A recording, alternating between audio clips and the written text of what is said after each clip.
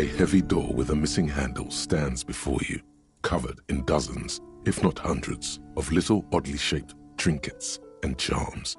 It appears to be locked. That's right. Take in your surroundings. You need to have a solid ground and a proper posture if you want to succeed. Steady breathing, solid core. You've got this. With one shoulder forward, you're ready to smash into the door like a battering ram. The room is dimly lit and littered with old barbershop rubbish, but the path to the door is clear. It's made of a solid block of wood, but it has stood there for ages. The hinges are old and coated with a carmine layer of rust. It should be doable. Only an echo. No one is there.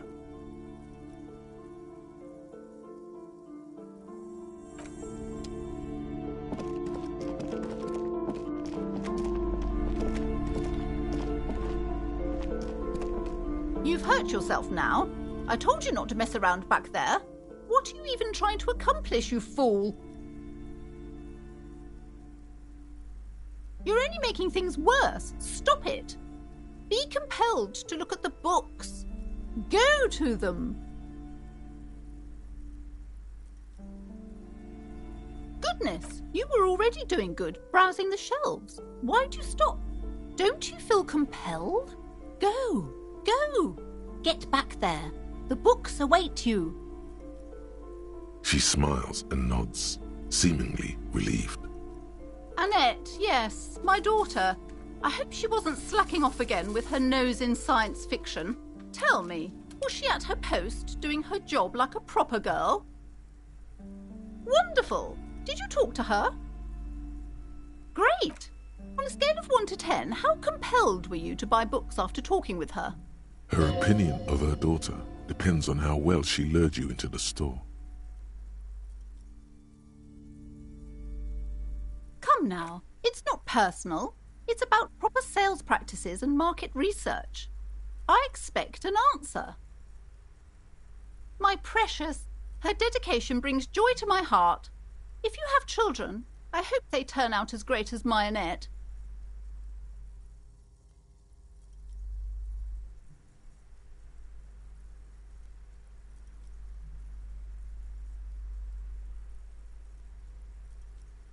Mind you're in business, sir.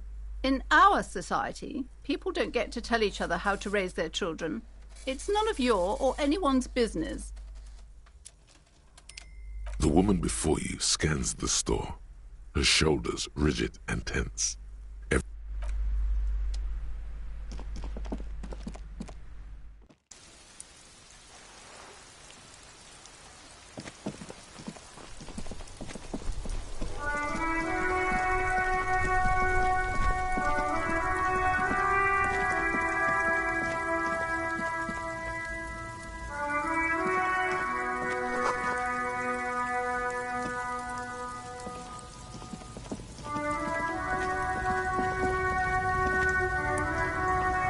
Looking for something, Hunt? Come to tell me to fuck off again? Oh man, that's great. Look at that guy go. Haven't seen anything that funny in a while. God damn. Thanks for that, but no, it's not mine. Drugs? They're shit, man. I don't let anything pollute my body. You know where that shit comes from? Sarah Miriza, Safre, Ilmara. They take the money from our local junkies here and then use it to outcompete us in the manufacturing sector. They know they can't beat us in a fair fight, so they have to get us to weaken ourselves somehow. It's racial sabotage, racial economic sabotage. Not in, not out. I'll never betray the purity of my tribe. So you're telling us that you don't know anything about drug smuggling through Terminal B? I don't know shit. And if I did, I wouldn't tell you. What do you think? I can't leave the lorry unguarded. Stuff's been getting looted lately. It's those little kips sneaking around at night. If they touch my stuff, the bosses will be on my ass like ass cancer. There was a bunch of spilled boxes in the back of a big lorry nearby. Yeah, I knew that guy. He was an honest driver who loved this country. We were having a good debate about genetics at the Wheeling in Rags, when some kip boys smashed his lock and took damn near everything. Lost his fucking job over it. Since he left, I haven't had anyone to talk to.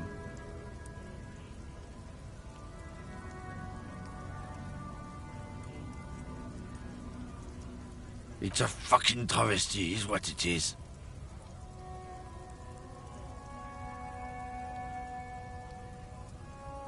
Isn't it obvious?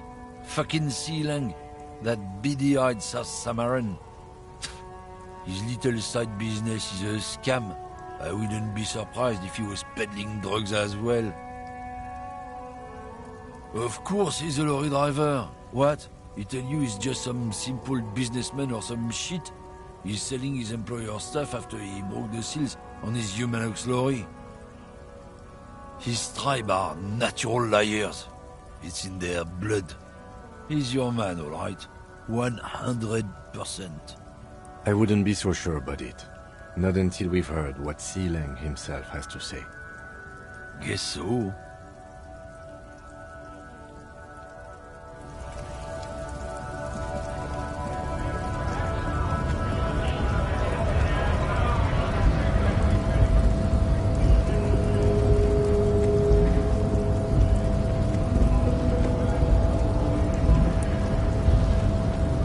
Hola, Wandering Man.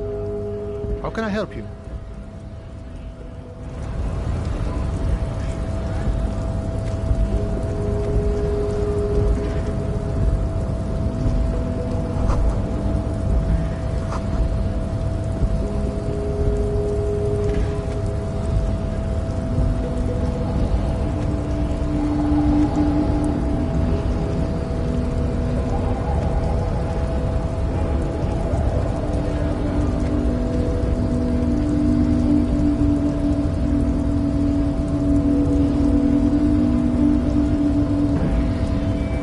Yes?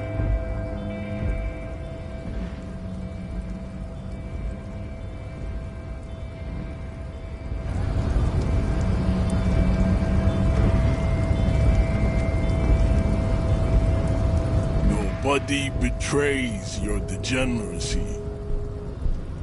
Yeah, Measurehead. His body totally betrays his degeneracy. Don't say anything. Size him up first.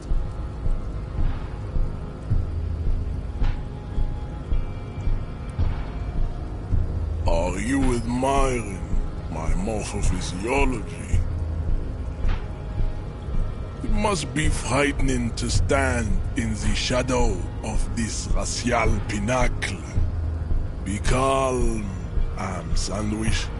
You are not in danger, because you are not a threat to me.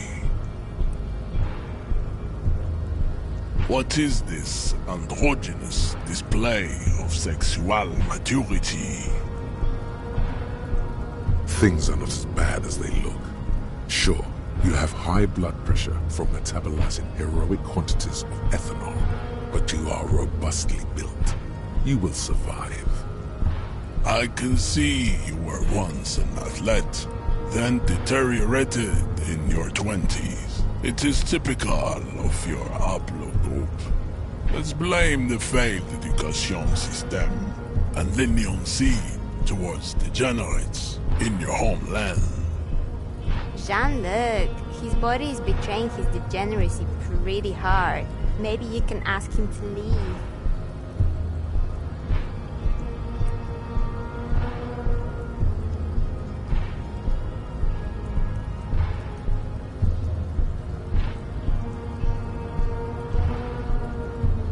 That is precisely the negligence that has led you to succumb to Al Ghul. You reek of it. An invisible sword of Al-Ghul emerges from your throat. You cannot see it, but others can. It is making the woman in my company sick. It's not good. It's like a rat crawled into your stomach, got drunk and drowned.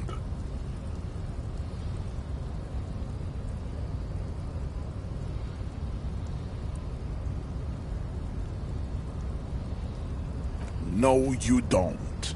You need to get another drink. Occidental Haplogroup B4 is done giving orders around here.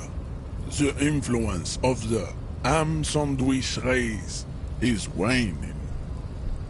Show him the ham still got it.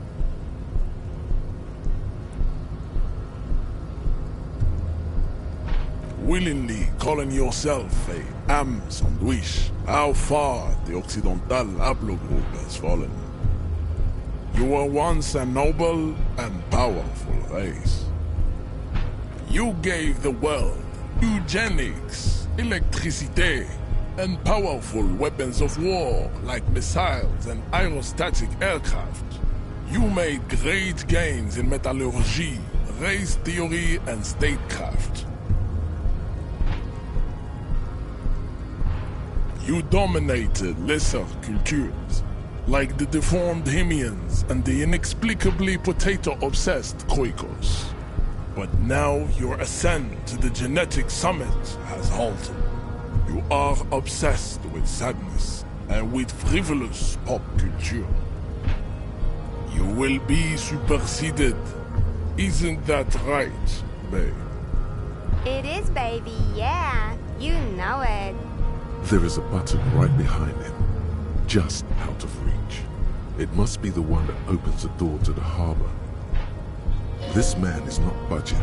Let's hope his superiors inside are more cooperative.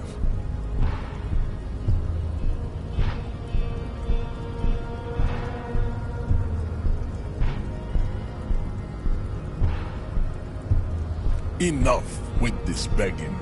You should leave the stage of history with dignity by inviting the other races to a great world war. Bring your troops to the Seminine Islands and to Boogie Street, and we will pulverize you. When you are gone, we will build a museum for you. The walls will be lined with bottles of Al-Ghul, your beloved beverage. Inside, we will store the odes to homosexuality you call art, and your microcephalic skulls. This is your chance. He's talking. Rip into him with a punch and catch him off guard. No, don't rip into anyone. You're sensitive. Remember? Communicate.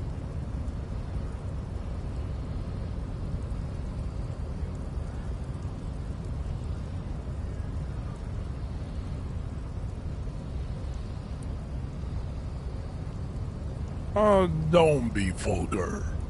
White or not has got little to do with this. The race enigma runs much deeper than that. There must be some friction there. He's keeping it well hidden, however. Mr. Clare is a man of vision and means. He has the will to confront polycultural capital, something your race, naivistic communists, never did. Also, to serve is noble. It takes discipline. Your petulant individualism has only contributed to your race failure. It is lax and moronic. Jam. Individualism. You have gotten these ideas from degenerate youth culture, have you not? You have picked them up from rock and roll songs? Offshoots of the Seminoles people invented disco while having sex under the influence of cocaine. It is a shame upon my race, but what is done is done. I am not surprised you enjoy it so much. This has happened to many of the side products of the inevitable cultural victory of the Seminoles race.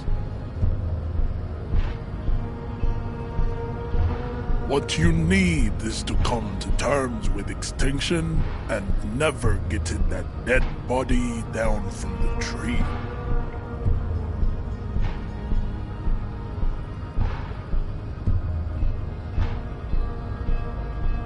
I think this racist is better than the last, but the next racist will be the really good one. There always is. Race is reality.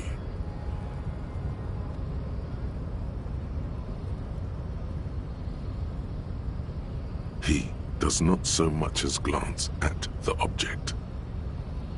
Stop showing me your pathetic cup. I have no interest in it. Does he strike you as the kind of man who puts mugs into trash? I am not the first line of defense. I am the last. In addition, these so-called Hardy Boys are an effeminate clique of bodybuilders. Their company is spiritually degrading. The Hardy manlets are on the pay of the company. I answer to the union alone. And I do this out of race heroism. Finance is an alien concept to the Seminoles. Now leave me be. I must luxuriate in the company of my woman.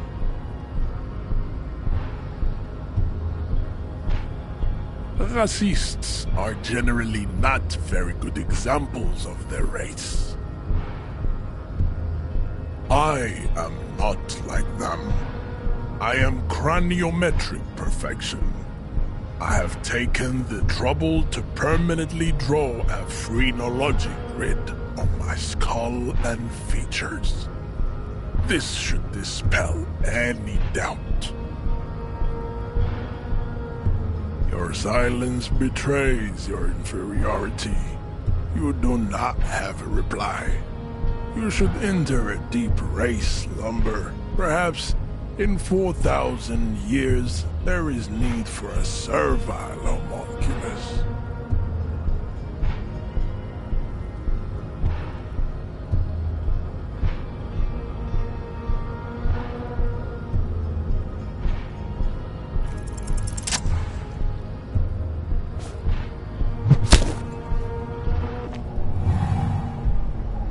Just like that, instinct took over. A solid strike straight into his throat, into the cartilage. You could swear you felt the soft palate break. The man is reeling, gasping for air. Time stands still around you. In the distance, the sounds of the harbor are falling silent. All you hear is a small gurgling sound as a trickle of blood appears on the man's lip. He's open. Rip into him. Right hook. Escalate it. Get intimate with him. Bring the hurt closer.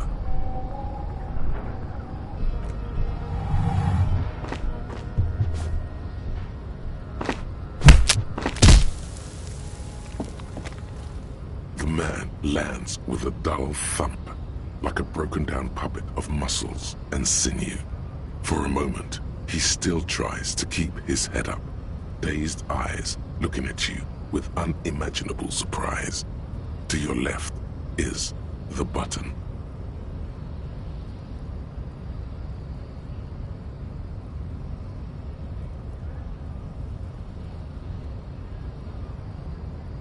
As you slam your fist on the button, the man collapses entirely, his head rolling to the side. Looks like you're the new measurehead now. Her voice is surprisingly calm. No one is the new measurehead. Let's go, before he gets up.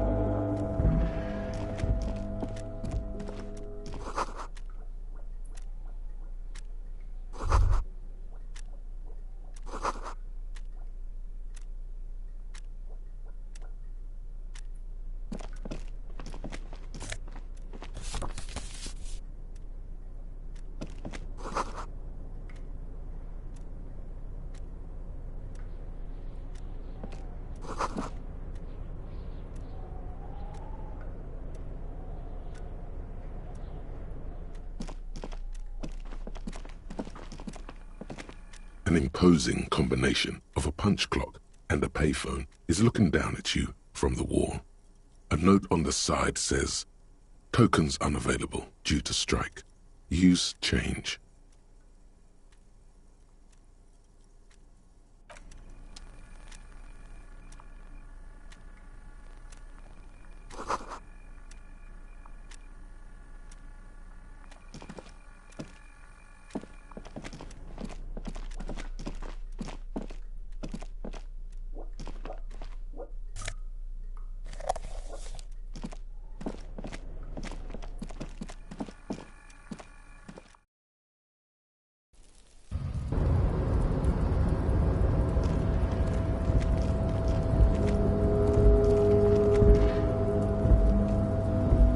Looks like someone left his tarpaulin cloak hanging on the railing here. The white rectangle of the Revachol Citizens Militia is clearly visible on its back. This is your cloak. You can feel it. Yes, it does bear the RCM insignia, and we are the only detectives in Martinez. The service cloak issued to you by your station? Yes, I do. As your fingers touch the tarpaulin, it almost feels like the cloak wants to deliver a message of comfort through your fingertips. I will shield you from the elements and give my life for yours. That's what the cloak is relaying.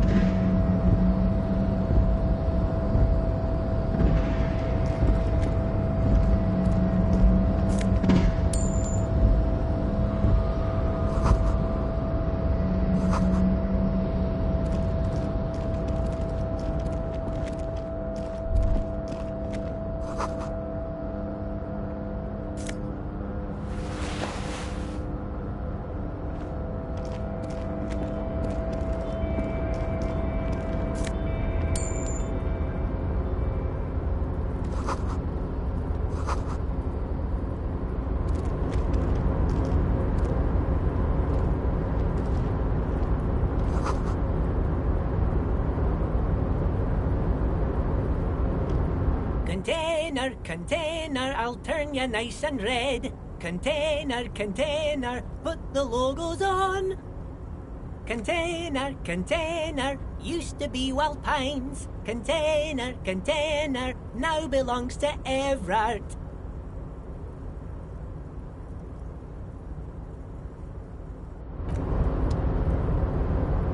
Container, container, I'll turn you nice and red. Container, container, put the logos on. Container, container, used to be Wild Pines. Container, container, now belongs to Évrart. Évrart, Évrart, Évrart, he looks after everyone. Huh? Well, hey there. How can I help you, mister? The look in his deep blue eyes is as sincere as you've ever seen.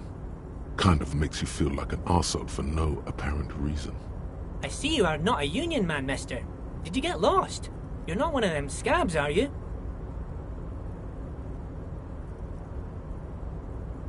I mean, I don't personally mind. Folks is just folks, you know, and folks gotta eat. Just some of the other guys don't look too kindly on the scabbing kind, if you know what I mean, mister.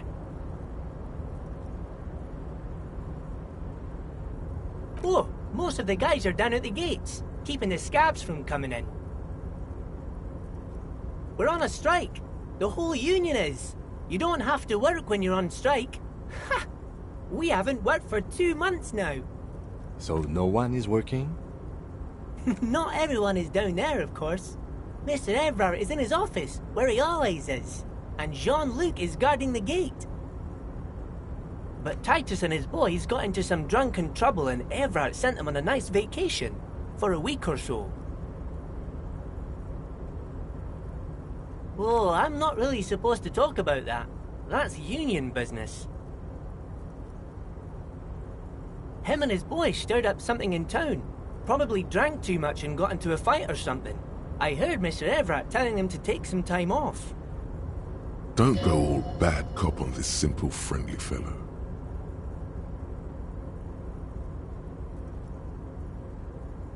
I guess the boys got a bit too rowdy and had to let out some steam. I don't really know the details. That's just how boys are, you know. I haven't been in a fight since I was in middle school. Easy, Leo. Let's keep this on the hard ease.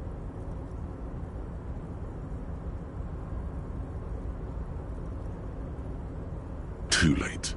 Leo's mouth is still moving and the words are spewing forth. Words, words, and look, even more words. This guy could go on till the end of days. Now he's talking about some drunk sawmill owner who... No, he already switched to a prized fishing rod he apparently owned at some point. You know what? Just cut in there with your questions. Oh, I'm just making some covers for them containers here. Yes, I am. Yes, I am. So it's easier for the crane operators to spot them.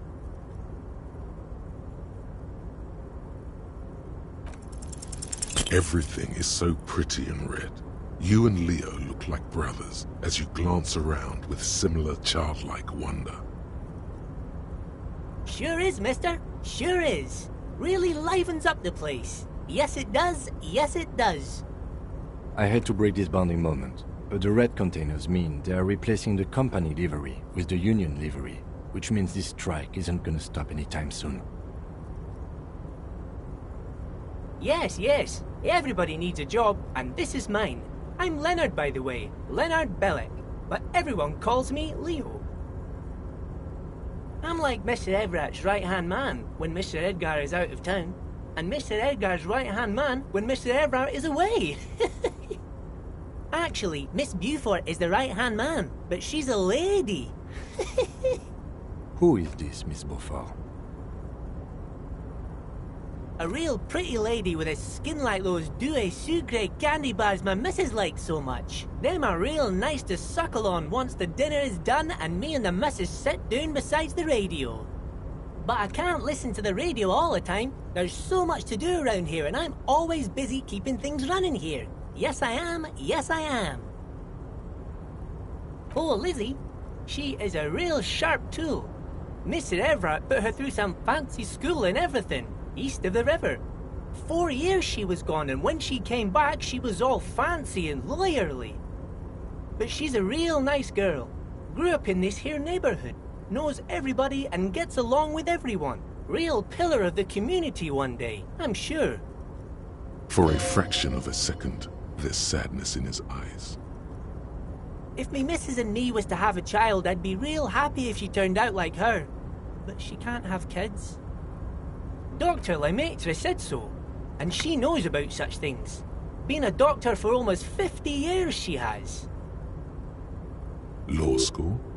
Could she be talking about the union fixer, aka the gardener?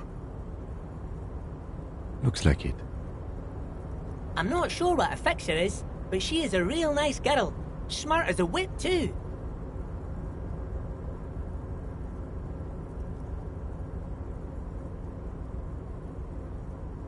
Oh, that one. That should be empty as far as I know. Lots of containers here have nothing in them. They're just waiting to be loaded up. Oh, you want Mr. Évrart then? He's an awfully nice fellow, he is. Him and his brother are both nice fellows. They've lived their entire lives in this here neighborhood. Guys like Mr. Évrart and Mr. Edgar, his brother, are real good guys. Made Martini's what it is today. Mr. Évrart and Mr. Edgar and I went to the same school we did when we were boys. Oh, Mr. Évrart is where he always is. In his office, of course.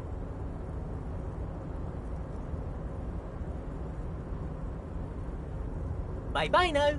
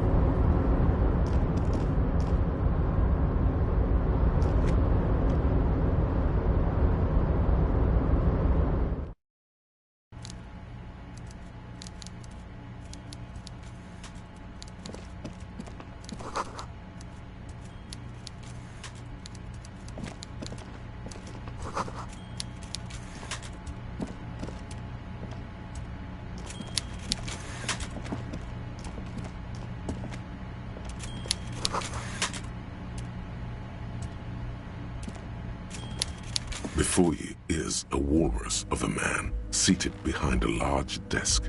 He looks up from his work, not the least bit surprised to see you.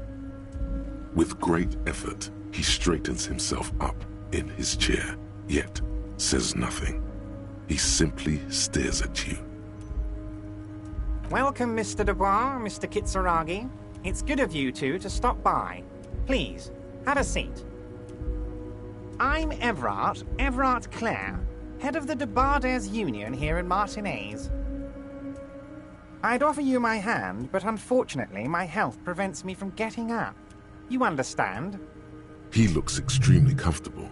The tiny folding chair, on the other hand, looks like a torture device. You go ahead, detective.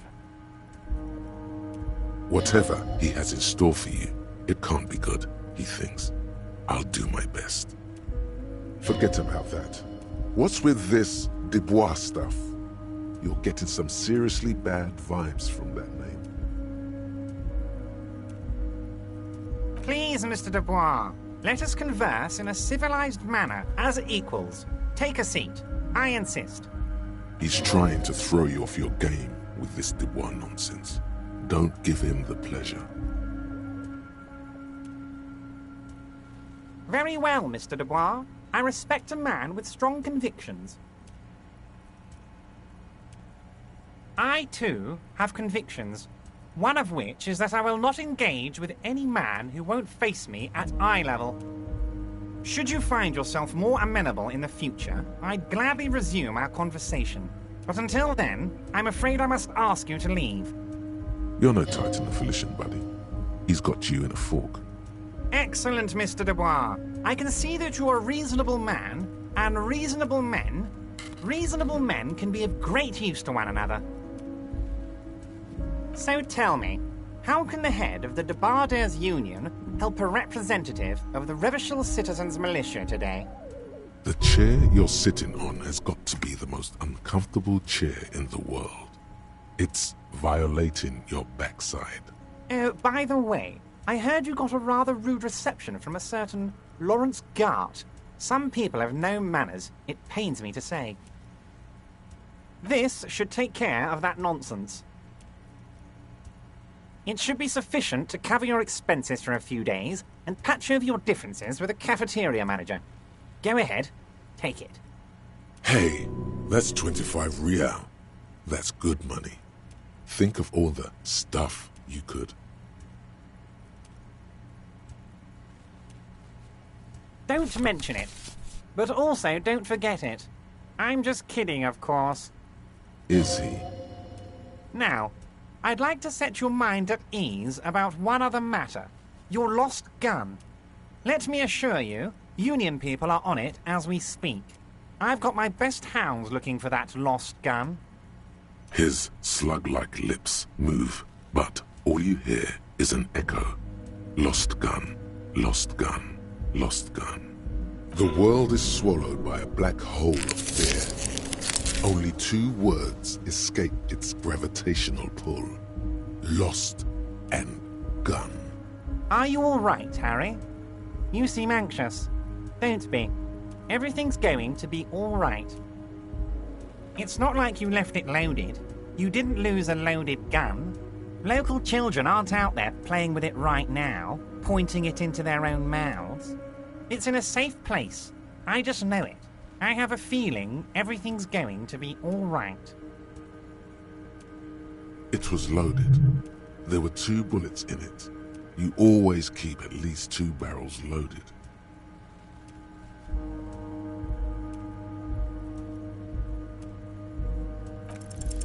God, you're sweating.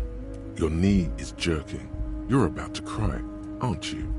You're about to cry because you lost your gun and those children are gonna shoot themselves with it. You want to cry? God, you're weak. Whatever you do, don't cry. He'll think you're disgusting. Mr. Dubois, you don't look so good. What is this, Mr. Dubois? He keeps repeating. What is he trying to pull here? You need to cool the fuck down. Chill. Mr. Dubois! Mr. Dubois! Harry!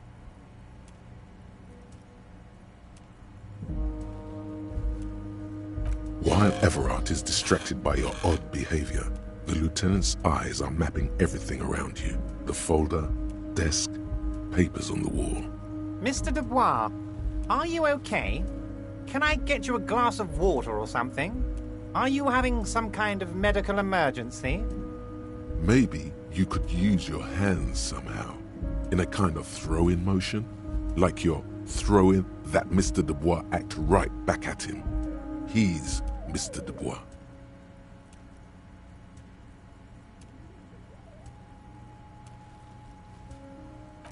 What an odd demonstration of... you got me, Harry. I don't even know what. As entertaining as it was, I'm afraid we're wasting our time. And I'm an extremely busy man, as I'm sure you are too. Okay, enough. We are here to ask you some questions pertaining to a murder investigation. Quick, here's your window. Get yourself together and ask him questions. It is about time to stop embarrassing yourself. Questions will help you regain some of your lost dignity.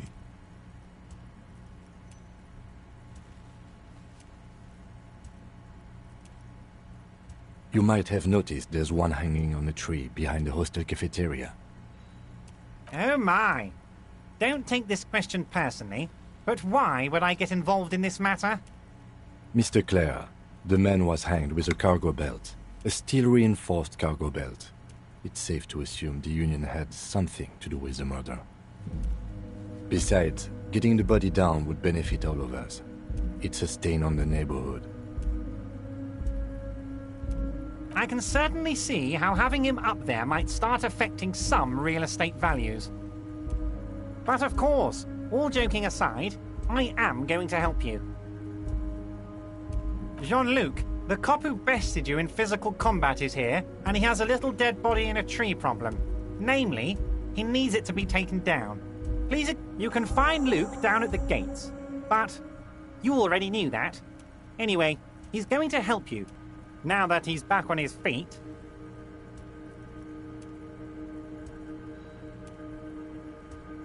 Yes, your lost gun. My best men are on it.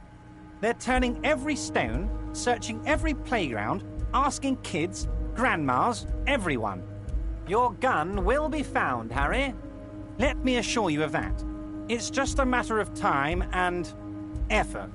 The only way to find it seems to be working with him. He might even be holding your gun hostage.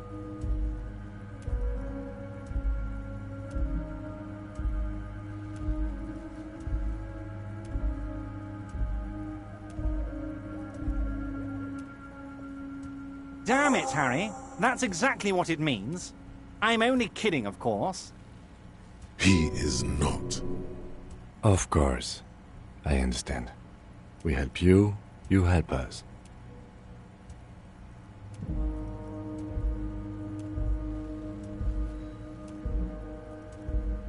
Oh, that's very nice. I haven't gotten around to her yet. I'm very, very busy, you see. I hope you're getting along. One thing I want to make very clear, Harry, is that this is not some kind of union versus corporation situation. Everyone is just pals here. We're all trying to do what's best for Martinez here. Don't feel like you can't cooperate with her, because you and I are such good friends, and I'm helping you get that nasty body down from the tree. And with finding your lost gun. I'm not a jealous guy. Whoa, that's so nice of him. Suspiciously nice.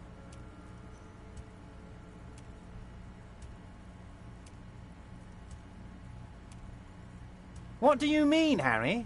Nothing. I let him go.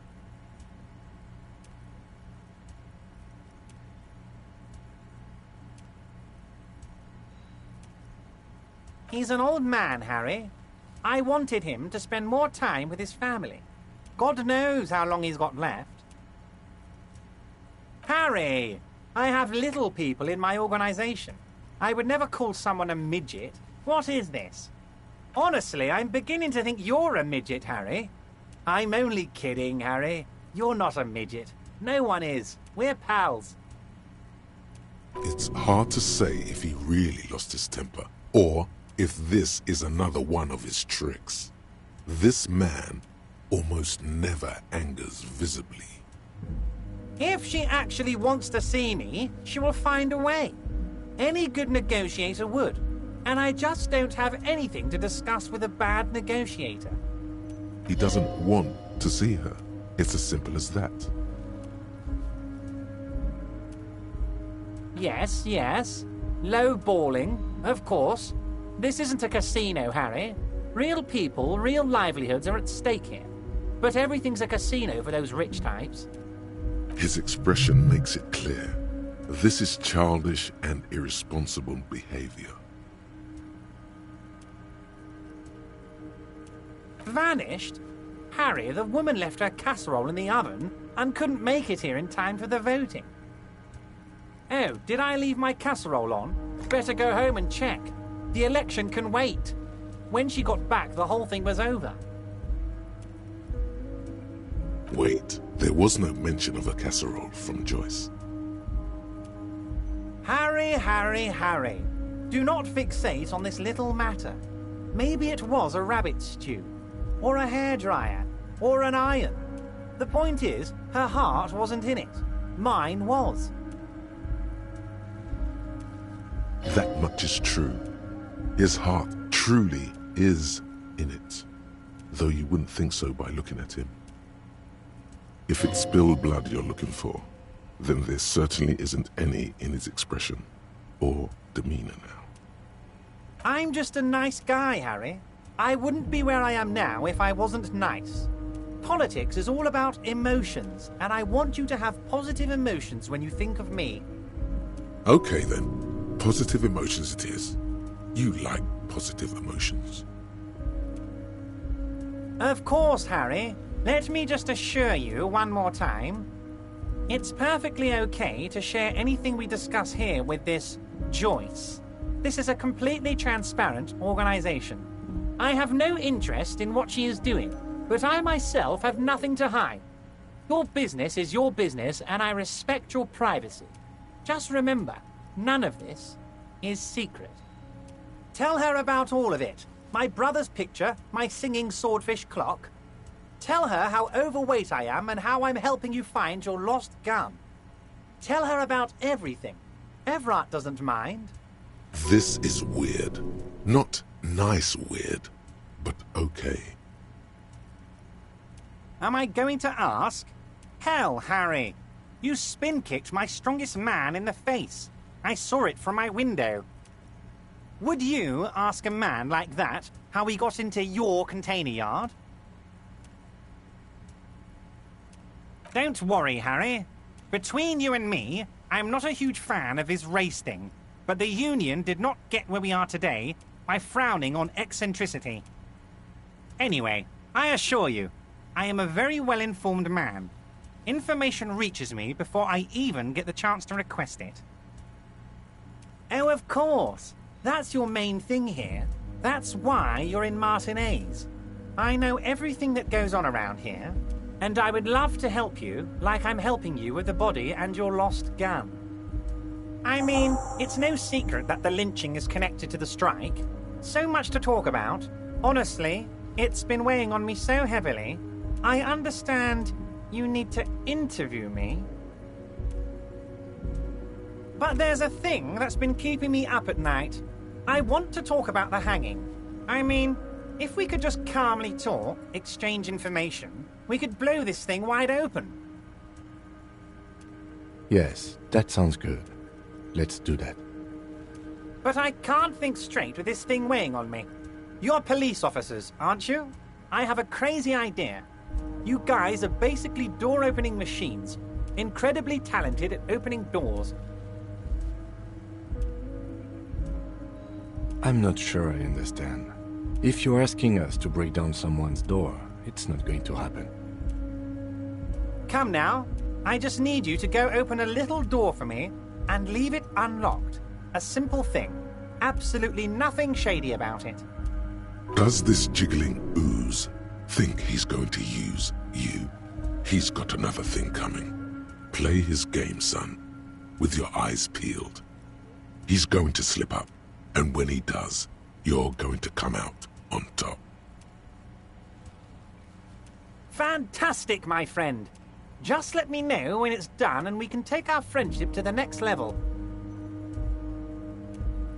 You can get the key from Manana. He's down by the gates. Manana's like a free agent in the Union. Special operations. Hardened socialist. A real free thinker, too. He'll tell you precisely where the door is. One last thing, Harry. Just open the door. You don't need to go in or anything. I just want that weasel to come home and see the unlocked door. Of course. Let us dispatch with the formalities. You call me Évrart, I call you Harry. That's what the hanged corpse called you. Harry. My God, so it's true.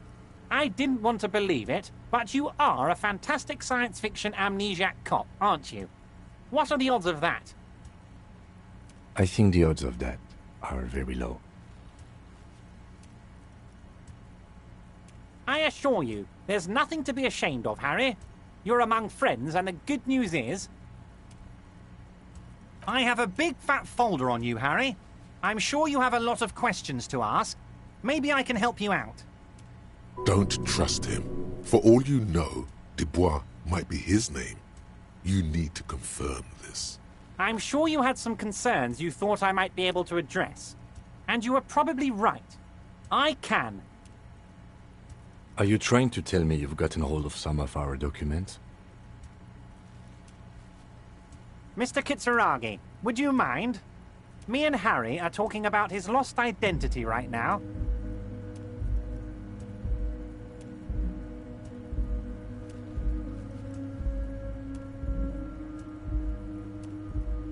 Ah, this? My friends in your organization gave it to me, Harry. I find that very suspicious. May I have a look? I'm afraid this is meant for Union eyes only, Mr. Kitsuragi. I'm sure you understand. Please continue, Harry. It's Harry. Harry Dubois. You feel like a Dubois, but you don't feel like a Harry. Strange. You don't feel like any of these things. You know what your name is. You have a sophisticated name, like that of a count, or a beautiful man.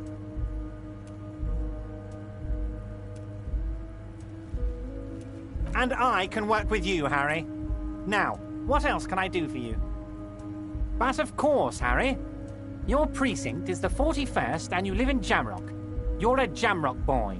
A long way from home, but that's okay. Family? Harry, you're not a family man. There's not one peep of family in here. Unless you think you're a family man. Do you strike yourself as a family man, Harry? That's why I like you, Harry. A good man knows both his strengths and his weaknesses, and you, my friend, you are one of the all-time greats. It says... Oh yes, very interesting. It says you're more like a mad prophet than a cop, always rambling about the end of the world. I'm sure these stories are exaggerated.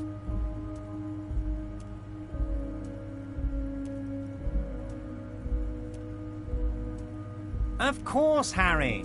Sin, blood, death, catastrophic loss of life, all those things. And that's why you and I must be prepared. So let's talk about how we can help each other.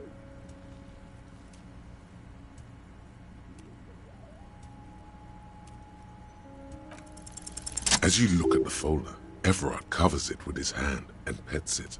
Is he trying to hide that it's not a real RCM folder? It certainly doesn't have the RCM stamp on it. Okay, Harry, you got me. This is from the Census Bureau, not the RCM. Those Census Bureau people are absolutely corrupt. You should do something about them. He got the name from the Census Bureau, and everything else from your actions here in Martinez. Yes, Mr. Kitsuragi from the Census Bureau. Like I said, now I'm actually a very busy man, so is there anything else I can do for you, Harry? That means he doesn't really know anything about you. A pity. The mystery of you will have to remain a mystery for the time being.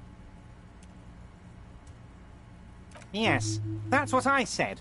Try to keep up, okay? Let's move on. What? Harry, how could you say that to me? You know I appreciate a joke as much as any jolly fat guy, but I can't take slander. Are you actually investigating this? You've hurt me, Harry. Me, a friend. But you know what? And gets over it in 2 seconds. Seems like it didn't really hurt him. I trust you, like I trust all my friends. And I know you'll never talk to me about this again, because you don't want to wound me. So do what you want, and let's change the subject. Thank you for your understanding. We will continue to do what we must. You too, Lieutenant. You know, I like you, but you never were my favorite. I'm a Harry guy. I'm Team Harry. None taken. Did we have anything else to do here, Harry? Wait. You need this to get in and out through the gate. Here, you're one of us now.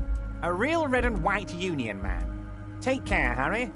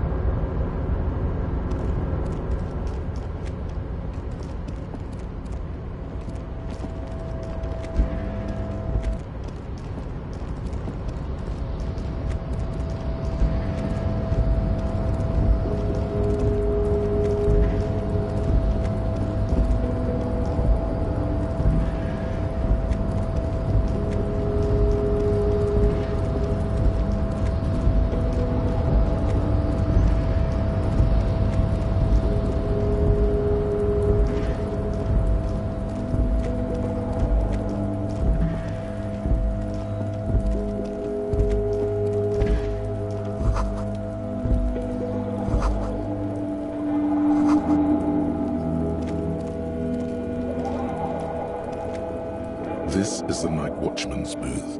The name on the door reads, René Arnaud. If you must. But please hurry. We are pretty easy to spot up here. Nothing incriminating catches your eye.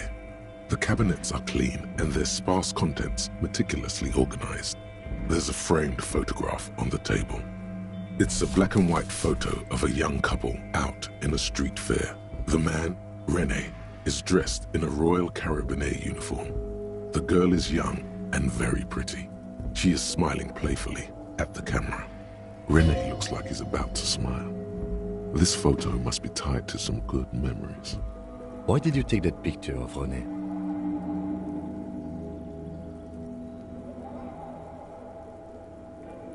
You're really interested in that old soldier. Not sure I understand your fascination, but sure, as long as it doesn't take up a whole lot of time.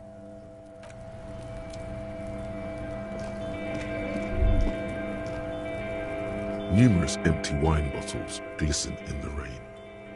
Someone partied really hard here. Well, yes, I think we can say with relative confidence that it was you.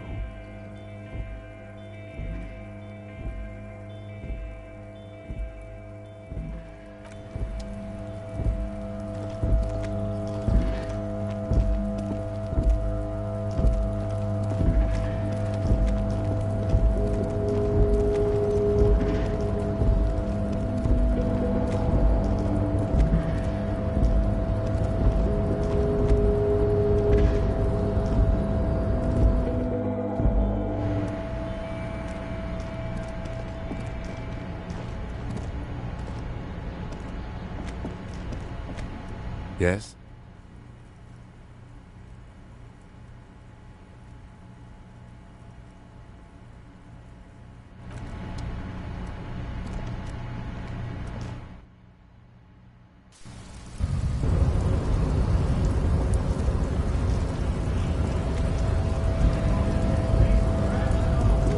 So, how'd you like our harbor?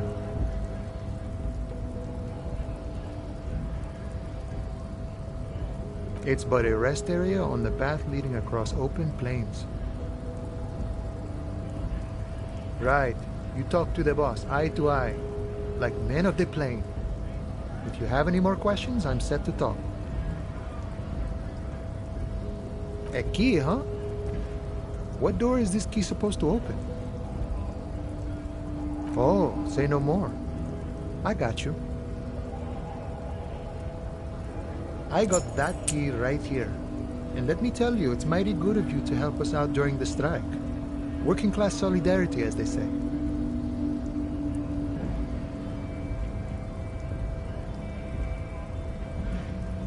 Fuller Weasel? Oh, I know what you mean. I'm pretty sure he's actually Occidental, though.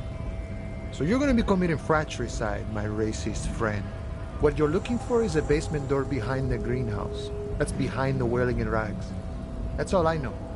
Our organization is what you call compartmentalized. Means we keep out of each other's business. Okay, but where did you get the key from? The janitor gave it to me. Nice fella. We talked about life and things that really, truly matter. None of this mess we're in. This jiving and juggling. What's it for? To feed our children, I guess. I'm more of a philosophical dock worker. I like to talk about the big picture stuff. Who I am, who you are, what we are fighting for. Who he is and what they're fighting for? This is interesting. Ask him about the Hardy Boys. Los Ardis? They're an independent militant group. A bit too high-strung, but it comes with the responsibility. They're sort of like you. Preserve the rule of law and all that. Except it's Évrart's law. But really, they're just like you. Is he actually comparing you, an officer of the law, to some neighborhood vigilantes? The man whispers a jaunty tune. A coastal breeze ruffles his hair. We're negotiating our share. Aye.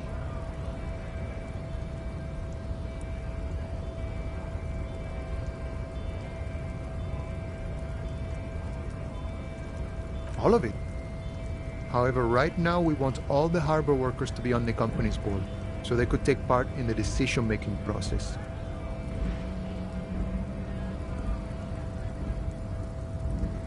I think it's best you make up your own mind now that you've met him.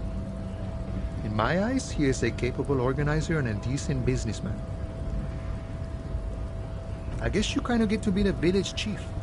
He oversees the harbor, makes deals with the owners or other relevant parties, watches out for his own. By that, you mean corruption?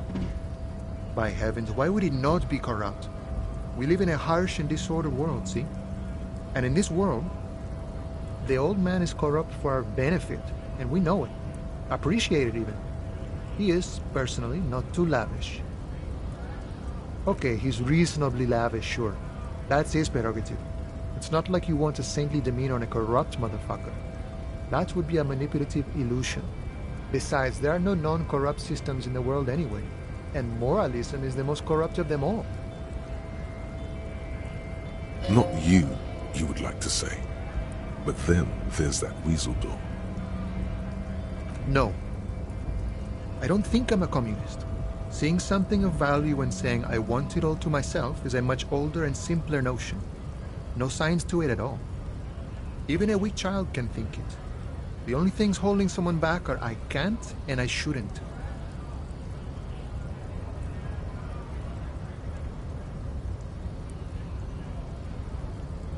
And none of the above kind of man. No harm in being that. Sure, I've had the necessary free time. Fortunately, there's always time. The look in his brown eyes conjures up an understanding. For him, having command of his time is the most important thing. The man sits on the railing, his hands reaching far and wide. Yet it feels as if he could, effortlessly, go even wider, if need be, an endless torrent of time. The mercenary, eh? Who could have killed him? That's indeed the question. Why even do such a thing?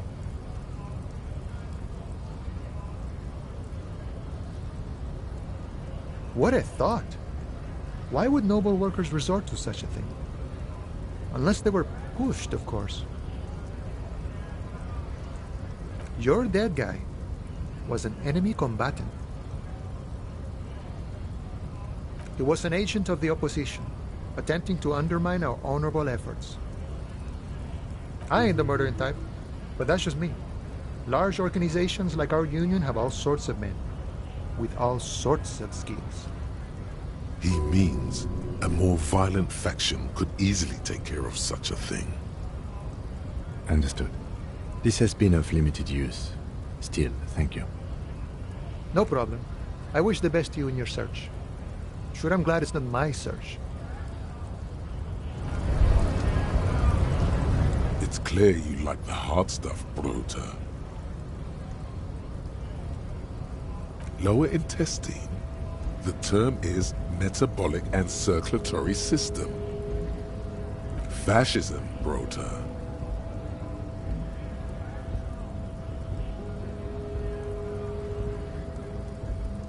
Many things, but it's mostly about trusting your gut. Who does your gut tell you is the source of Revachot's problems? Quit stalling, Bruiser. We're talking about the weakest, worst, most insane thing. The weak link. Yes, them, but also Women. Women, men of war. You don't like them.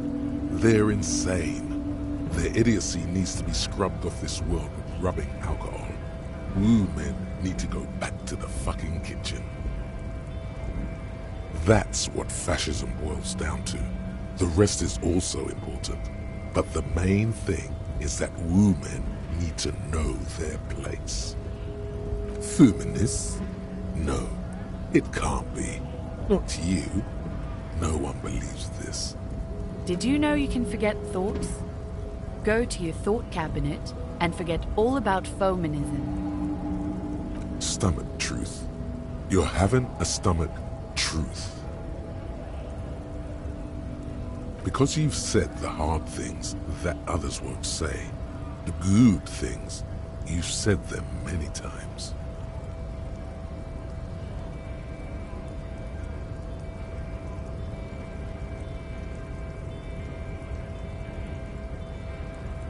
You're going to keep your vooz, right?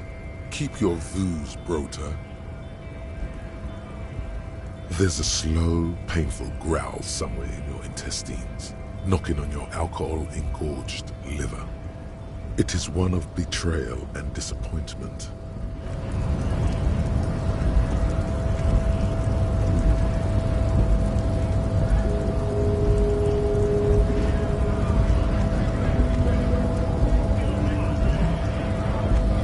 Went native on the chief, huh? Those ballerina antics were reckless. Should have just punched him in the throat again. Wrong. You did the right thing with Measure Him. The ballerina antics won you the fight. Let's talk about our right to work.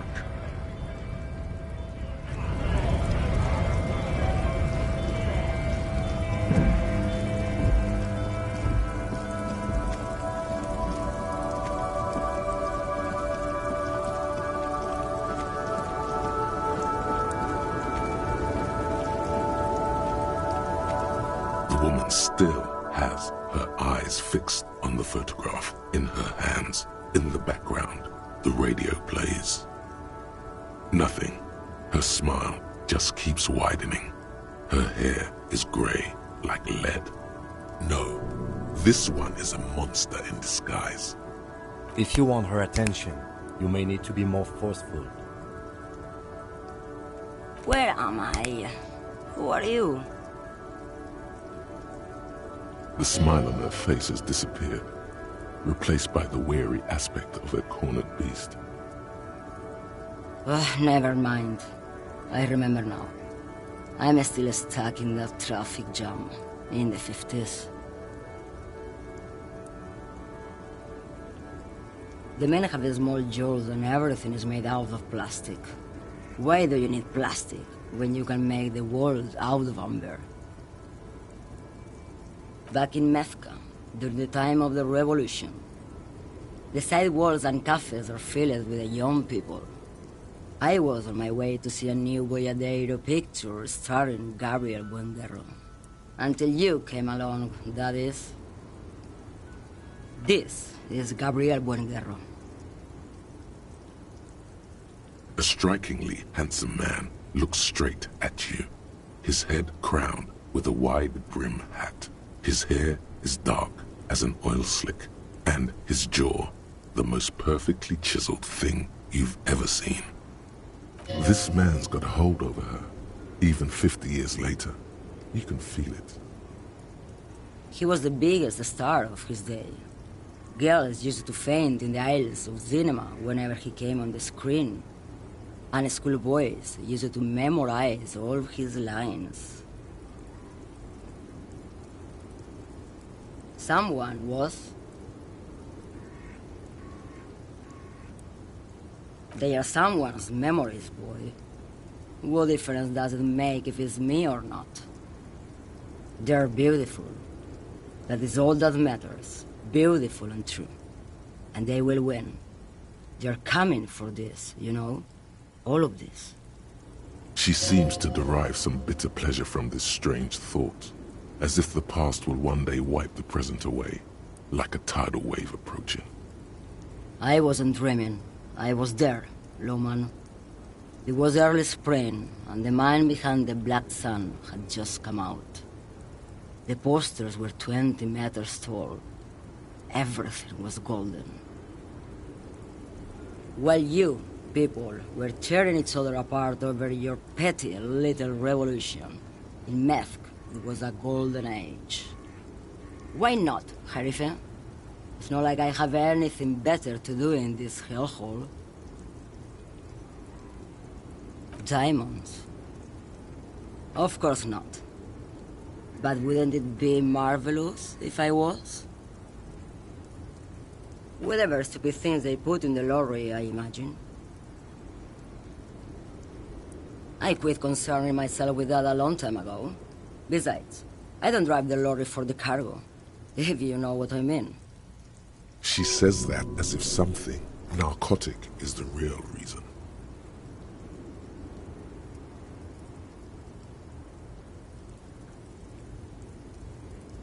Oh, it's so much more than a high where I go, Herife. It's low. I go to the bottom. Yeah, it's definitely some kick. Some terrible kick in the dark. A sleep kick. Perhaps you can find out later. Then it's contraband, lawman. What? Do you want to take an old woman in? Be my guest. Lock me away like Bad Hand Hermenegildo.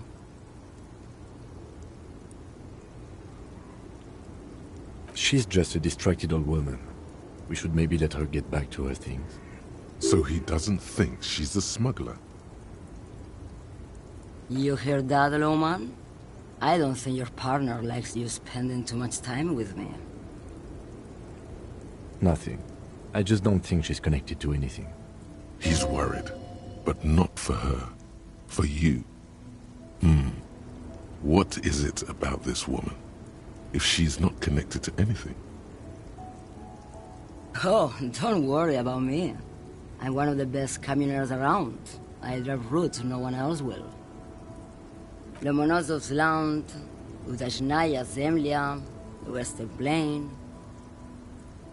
A terrible cold comes over her, rattling her teeth as she stares inward. The Transcatolia Magistral, U41A, Adestradas du Mirador, all the good ones, the deep trenches, where the bluebirds fly.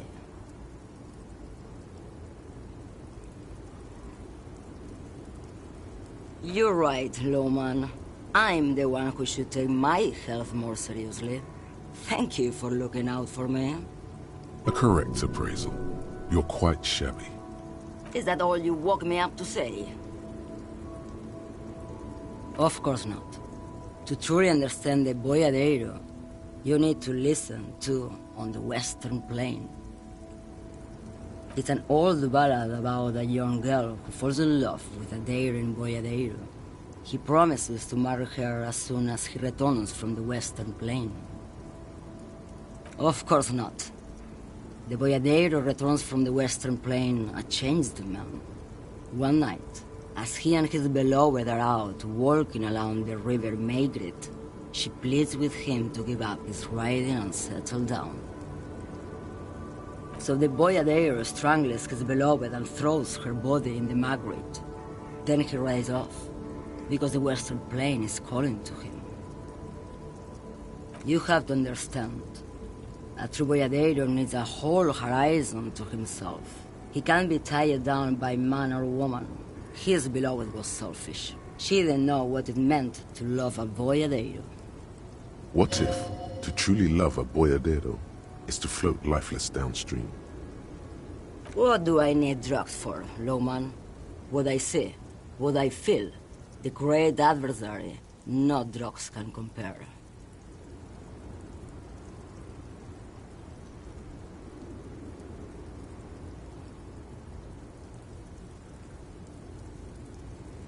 Yes, there is a protagonista and an adversario.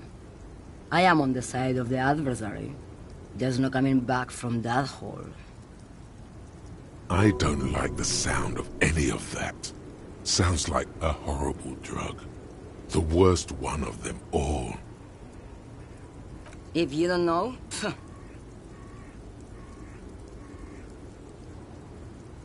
why would I want to do that? Lawman, what in the name of God are you talking about? Maybe. Probably not. Makes no difference to me either way.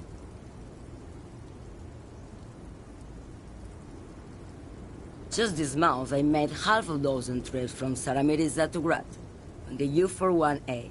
What do you think they take from Saramiriza to Grat, Lawman? No, Lawman, diamonds. Damn this. Make her answer.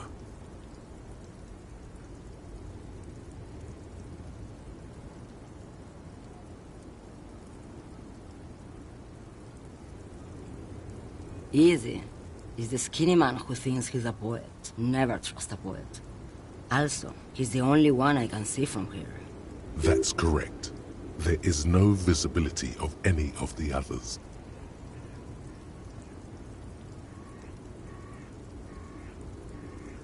Diamonds are good for you, Lowman. You should try them sometime. Make yourself pretty like Eva de Zoras. I would never make fun of a real lawman, Sheriff. Ma'am, you're not responsible for what a client puts in your lorry, as long as the seals are not opened. We officers know that. Lay off her. Where do you want me to go? This isn't so bad. I can listen to music, or the seagulls. Look at all the colors and the futures of this world. It's a good palate cleanser, this jamboree. Or I can just relax and let my mind carry me back where it will, to the Great Plains. I think we're done here, no? Yes, go. Enough jamboree. I need to get back to Mesky.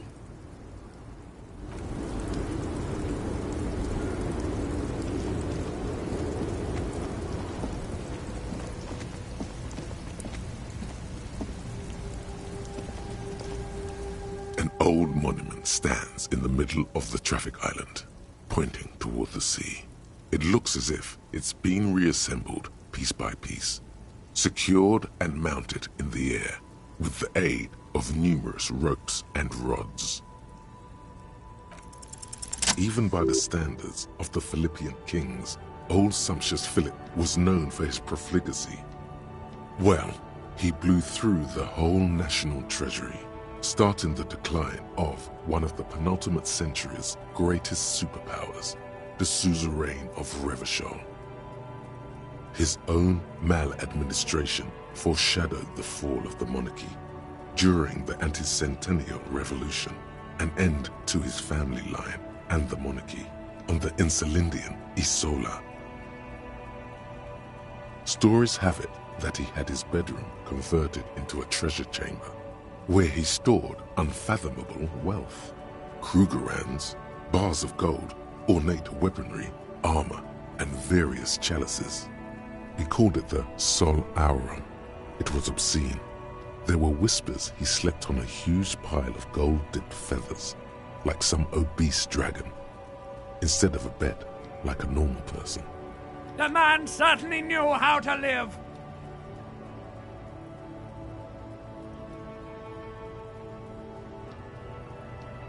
But wait, you haven't even heard about his fabled cocaine addiction. You see, old Philippe wasn't just good at squandering the national treasury on gold and ceremonial weaponry, he was also a prodigious snorter of nose candy. Not just any nose candy though. We're talking Royal Philippian Blow, allegedly twice as potent as the stuff you find nowadays, and purple. Philippian cocaine was purple. That's what the revolutionaries said 150 years later, right before they emptied out the royal mausoleum and dumped His Majesty's mortal remains in the Insulindian Bay. Beneath the cold waters of the Insulindian Bay, thrown there by the revolutionaries after they cleaned out the royal mausoleum. A group of marble pleurants still surround the king's vandalized tomb. A deathly cold wind sweeps up candy wrappers and old newspapers. The original was blown apart by communards, then further damaged during the landing of the coalition's airships during the turn of the century revolution, when Martinez was leveled. Some years ago, a group of liberal, artistically inclined individuals, designers mostly, thought it would be ironic to restore the statue of the most wasteful ruler of Revachol in the poorest part of the city. The statue is supposed to capture the moment it was blown apart, like an instant frozen in time, a rare butterfly trapped in amber, floating on a sea of shit. People in Martinez tend to disagree, as do many prominent art critics and thought leaders, with more nuanced social awareness than the young ironists. Philip III, the Squanderer, however, with his bronze face up in the air, doesn't seem concerned about what the hoi polloi think of him in death. A silver plaque on the statue's pedestal reads, "I am Philip III, the Squanderer, the greatest of the Philippian kings of Revachol, son of Philip II, the opulent, father of Philip IV, the insane."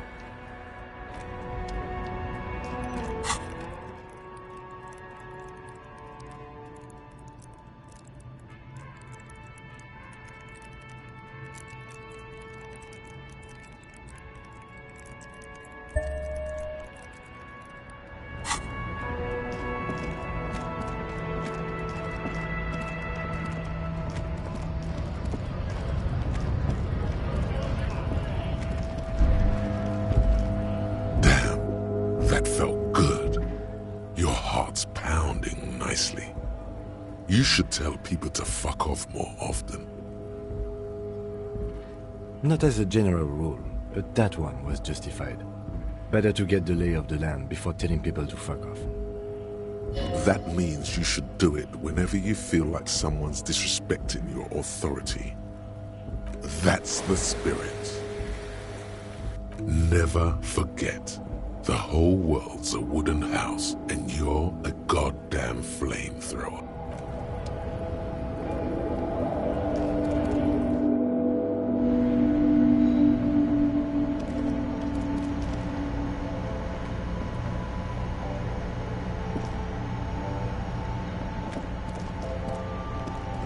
The tear machine stands in the corner. A sign says, Oh, that's the tear machine. It's a machine for tear. You know, you find tear outside, like bottles or whatever, and put it in the machine, then it gives you money. You need a bag, I guess. We used to have some, but we gave them all out, so feel free to use it if you find a bag, though. I'm sure there are some out there.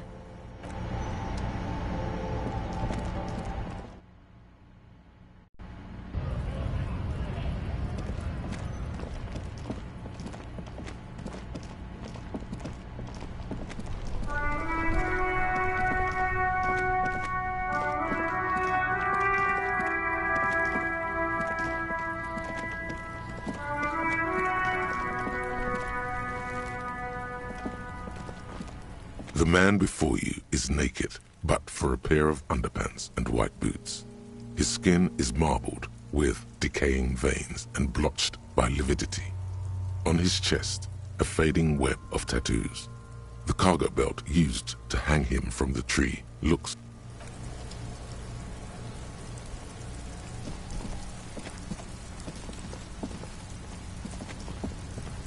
an inconspicuous pile of the roofing material Eternite. Because it's nice and orderly, well, it reveals no secrets at this time.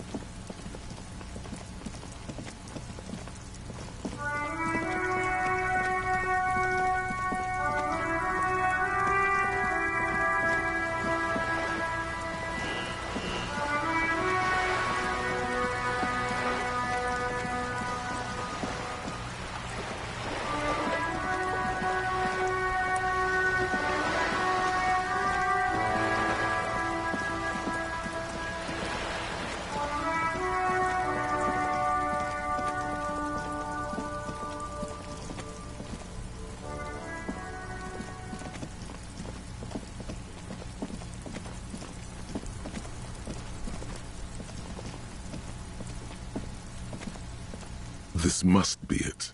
The basement door is weather-worn. The copper nails holding the upholstery in place have turned green from sea air, and there's a knocker shaped like a lion's head. The royal lion, Guillaume's kitten, This knocker will last a lifetime and then some. The door is slick with rain. You don't hear any movement inside. In fact, it's oddly silent in the yard around you. No birds chirp. You try to be as silent as you can. It takes a bit of rattling of the handle to loosen the bolt. Finally, the door unlocks with a small clack. Thoughts race through your head. Only curiosity could account for stepping over that threshold. Maybe there's treasure in there. A white alligator. A fountain of quicksilver. As you hold the open door, you can feel the air moving. A little draft. A whistle.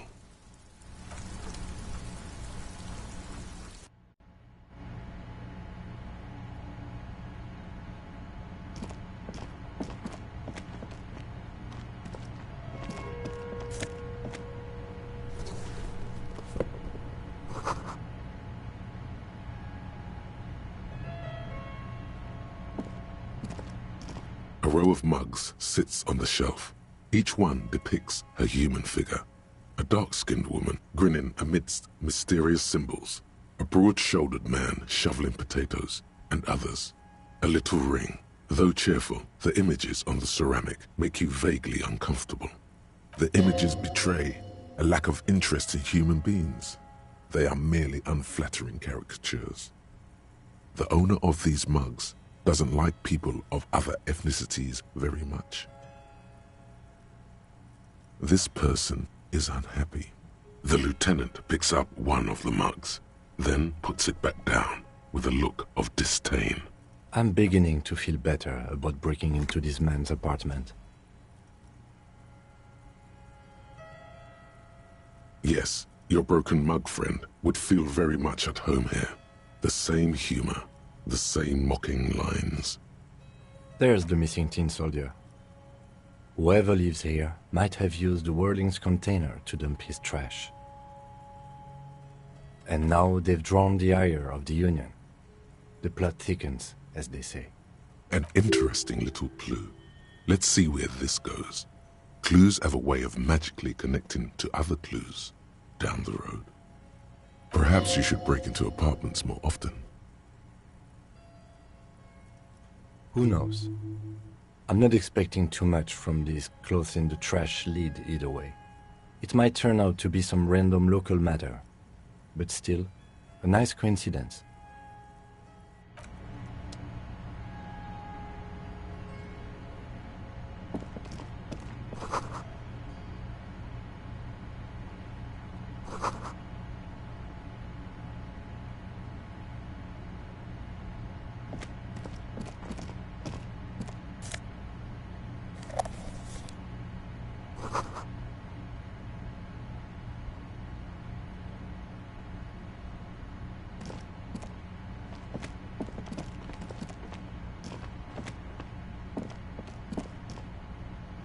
Yes?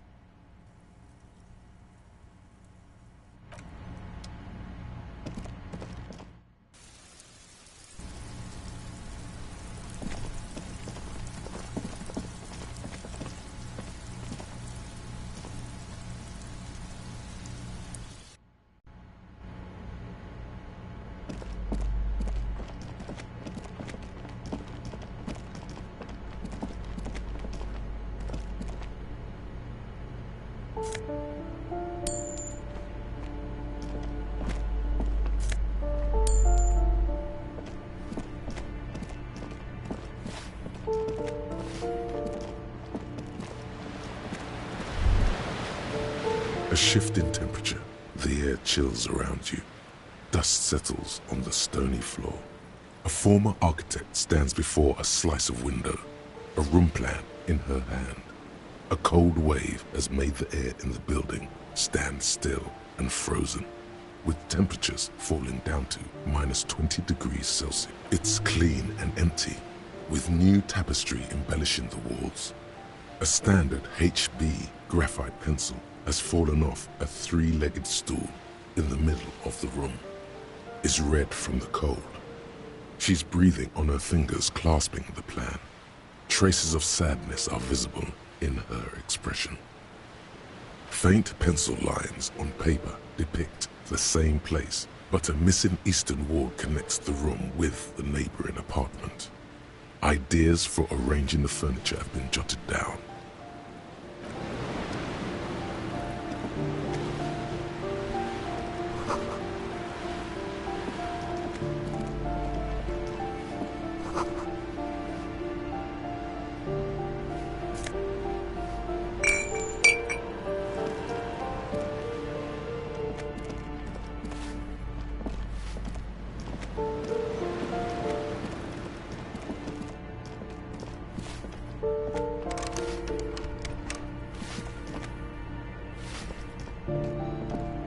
Give me a moment.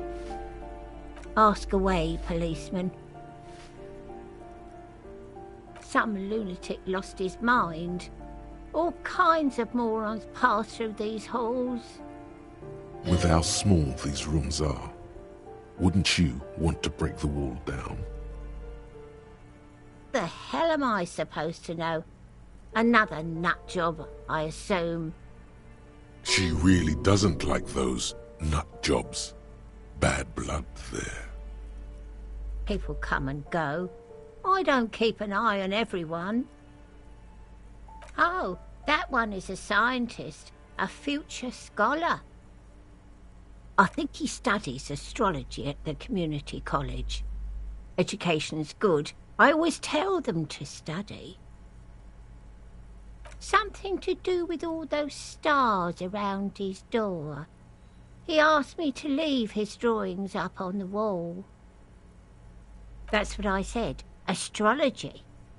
The lieutenant shakes his head, as though to say, let it go. Come on, people. Try to keep up any standards here. It's not about stars. She mumbles some kind of a response, then hacks something into her handkerchief.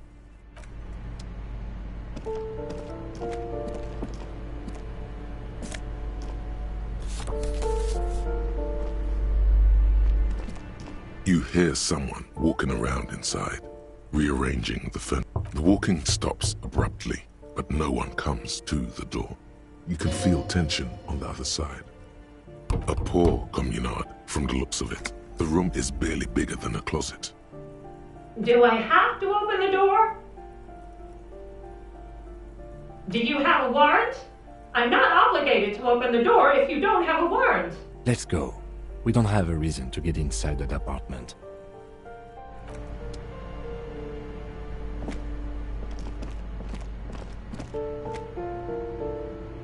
This door has been closed with a padlock. A chalk-drawn number on the board says, number 11.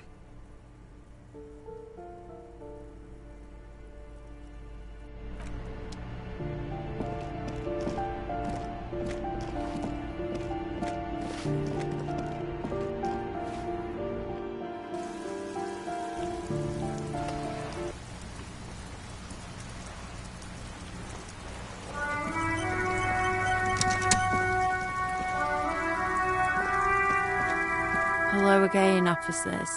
Have you come to admire my mural? Can't you tell? I'm painting a beautiful mural, an aereo graffitio visible from low orbit. I haven't really started it yet. I'm waiting for the right words.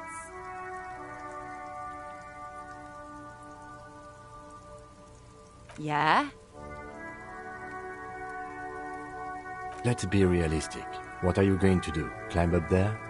You heard your partner, Piggy. I'm unstoppable. I don't condone the idea of using physical force on her. She's a girl. I ain't no snitch, Pigstein. Go forth and forage in someone else's shit. No shortage of squealers in these parts. Actually, there is a shortage of people who talk to us in a normal, calm, informative manner. We weren't put on this earth to make your life pleasant, fucko. The lieutenant is desperately searching for another handkerchief.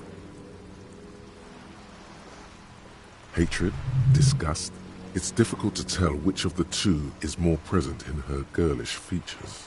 The woman on the boat does not notice her steering. That is on her. Someone's got to keep an eye on her. On a first-name basis with her, are we? Piggy's moving up in the world.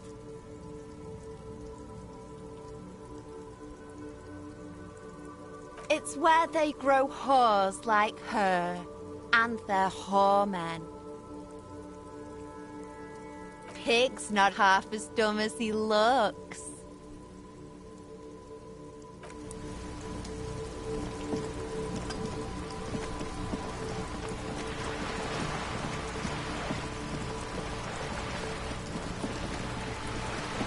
You're back. Good. What can I help you with? On the contrary, officer. There are yet camioneers you have not talked to. And don't look so surprised. In a time like this, it would be strange if Wild Pines didn't have eyes on the harbour. I suggest you go back and canvass for more suspects.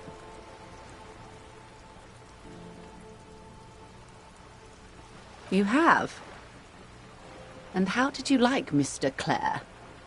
Finally, time to choose sides.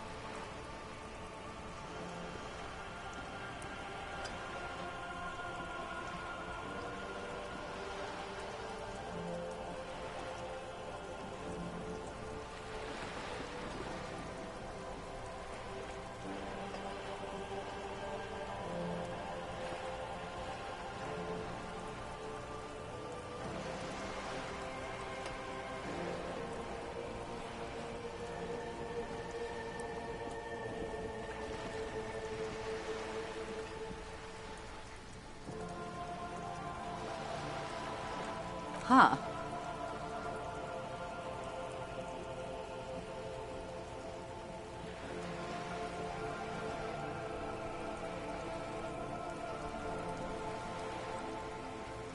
And here I thought my modest payment of 130 real would stick.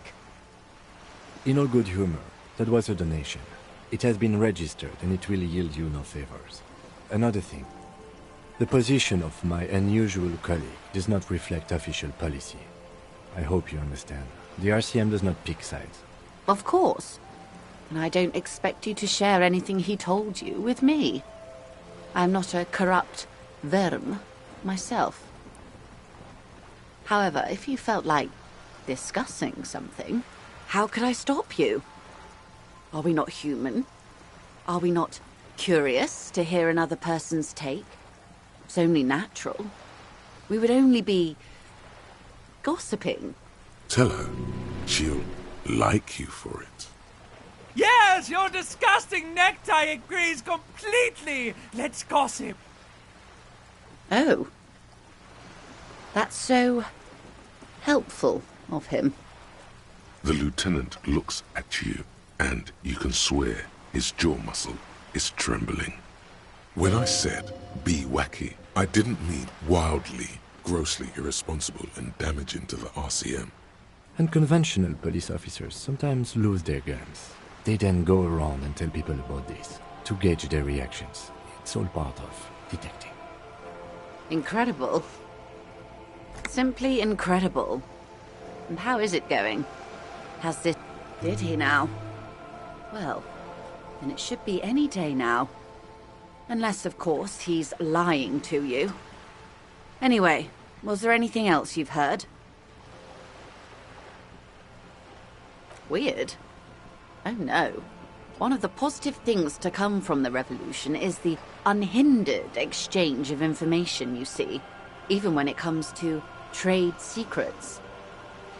Which isn't to suggest our talks constitute corporate espionage. Even if they did, it would be fine. But they don't, since you logged the money as a donation, and this is clearly just gossip between friends. Of course, Detective. Should something come up later down the road, don't be afraid to drop by for a chat. Until then, is there anything I can help you with? More lessons in basic reality? My favorite part of the day. Go ahead, ask me anything.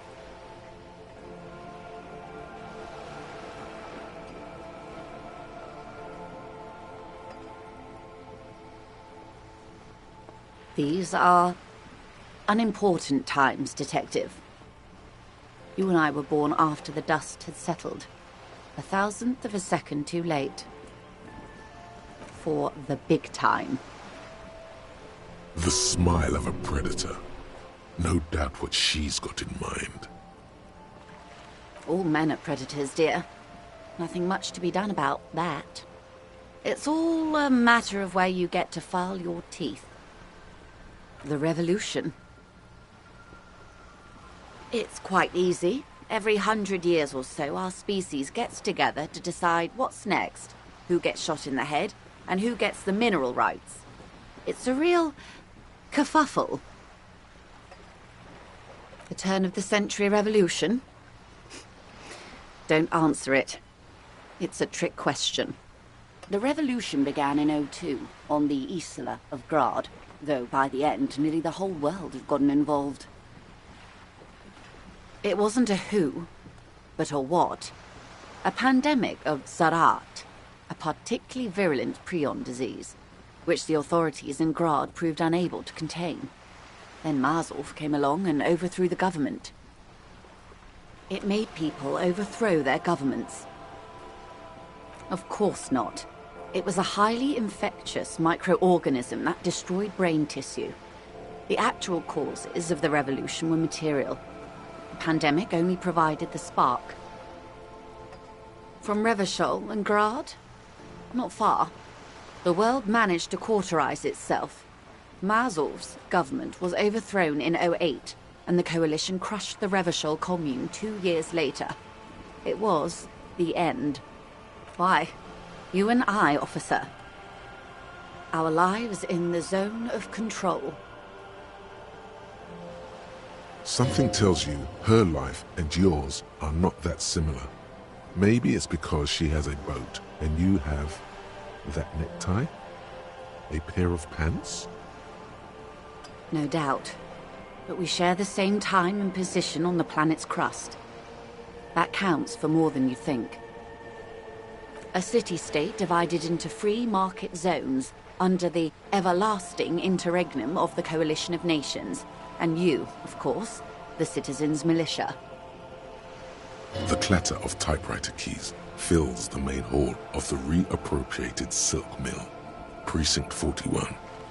Chad Tilbrook presses enter. Outside, Officer Elfboy Williams slams the door of an armored motor carriage. The zone of control is the third incarnation of Revachol, after the failure of the suzerain and the commune. Modernity. They developed the marvels of the inter-Islary communication. Telematic milieus, radiation, colored plastics. Meanwhile, in Revachol West, the aftermath continues for the 5th decade. 43 years. Hard to fathom, I know. The 20s saw a decade of urban war, west of the river leveled, offshore platforms in flames. Still, it's regarded as an improvement on what came before. 08 to 19 was simply hell. The 30s? Things settled down in the 30s. Revachol East transformed itself into the world's largest tax haven, with the international community's blessing. For the first time in a long time, it seemed like things were going somewhere.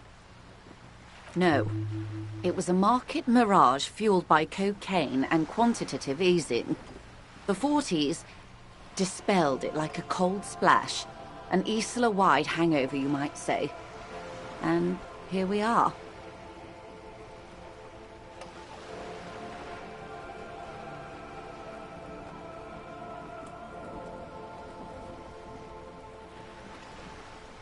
Welcome to reality, baby.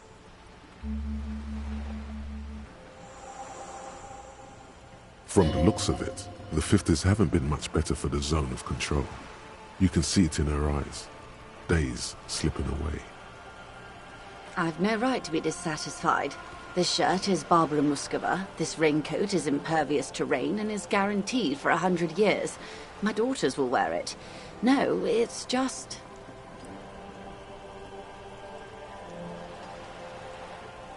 We could have had so much more. Every one of us. If only we played it right. The Liberals got the mineral rights. And by mineral rights, I mean everything. Liberals are usually middle-class people, Detective. Or the remaining gentry. The beneficiaries of the pre-revolutionary arrangement. Some were rich enough to stay with the Constitution, with monarchy. Big mistake. Others bet on the revolution. They were called the Ultras, or Ultra-Liberals. They fared well. They didn't win so much as survive. We were the last ones standing when the war ended. Everyone else got shot in the head, remember? To foreign intervention, the coalition. Those people really took the mineral rights. The Liberals took everything that wasn't nailed to the ground. The coalition took the ground. The ocean, the laws, and the people. The coalition of nations. Grad, Mesk, Vesper, Messina, Oranje, and Sur-le-Clay. The armed center of the world. They landed here and ended the revolution. It was the moralist thing to do. There is bitterness in her voice, tempered with understanding. She is critical, but ultimately understands the cause. The moralists believe in keeping everything exactly the way it is. They believe in mineral rights, and not shooting people in the head. At least not in the same manner and volume as the others do. They are the long-standing provisional rulers of Revachol now, the coalition government. The rulers of Revachol, and also the world. These guys are strong. This is their zone of control. They embolden the RCM with crumbs of the same law they took. Technically speaking, you are a moralist. Of course. Not easy to be moderate about head shooting in your line of work.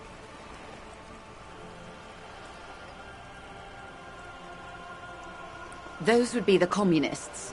Generally speaking, 40 million people got shot in the head during the World Revolution. But the communists, they all got shot in the head. She's not gloating. It's a relieved celebration. Oh, and the anarchists too. They shot them well. So well, one forgets they even existed. Did they ever? Before they got shot themselves, they shot 2 million people. This does not represent the official RCM opinion. Don't worry. Krasmazov shot 15 million people in the head. But that was all the way over in Grad. Oh, lots of people. Even the king got shot in the head, or thrown beneath a horse, or drowned. Accounts differ. It was unceremonious. Just as well, he wasn't actually the king. Just the king's nephew. The real king abdicated and lived out a long and productive life as a venture capitalist in Grad.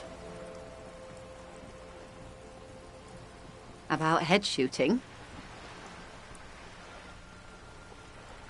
Good question. What would you have done differently?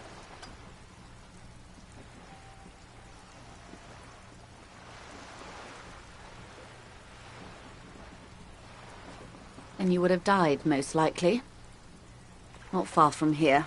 Maybe even right here, during the beachhead, defending the coast the day the coalition took the city. The cold runs down your spine. She gestures toward the waters.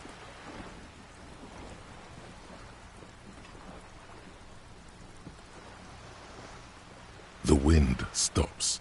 There is silence on the dark water of the Martinez Inlet. No, almost certainly. The Commune would have forced you. Such was the fate of the undecided. Why, of course. We're talking Dukeout Central. Full swing intra-species warfare. No, I would say the apes were neutral. On the other hand... No. The tiny apes are doing all they can to be better. It's not their fault.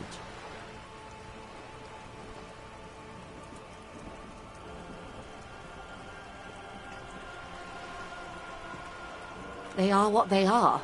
Who knows? An afterbloom may yet come. Anyway, enough sentimentality. Is there anything else you want to know? It's a neurological disorder caused by a lack of vitamin B in the brain. Symptoms include a retrograde amnesia. It's quite serious. You should get yourself checked out. She conveys it in short, cold bursts, trying not to invest too deeply in the condition of this doomed detective. Well, it's either bariatric surgery or long-term alcohol use. She nods slowly. Yes, and perform autoerotic asphyxiation on yourself with your funny necktie, out in the open somewhere.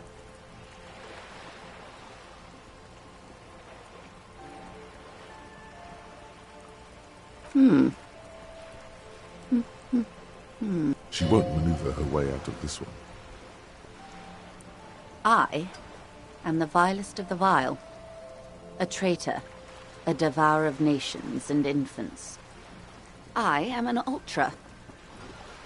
It's sharp.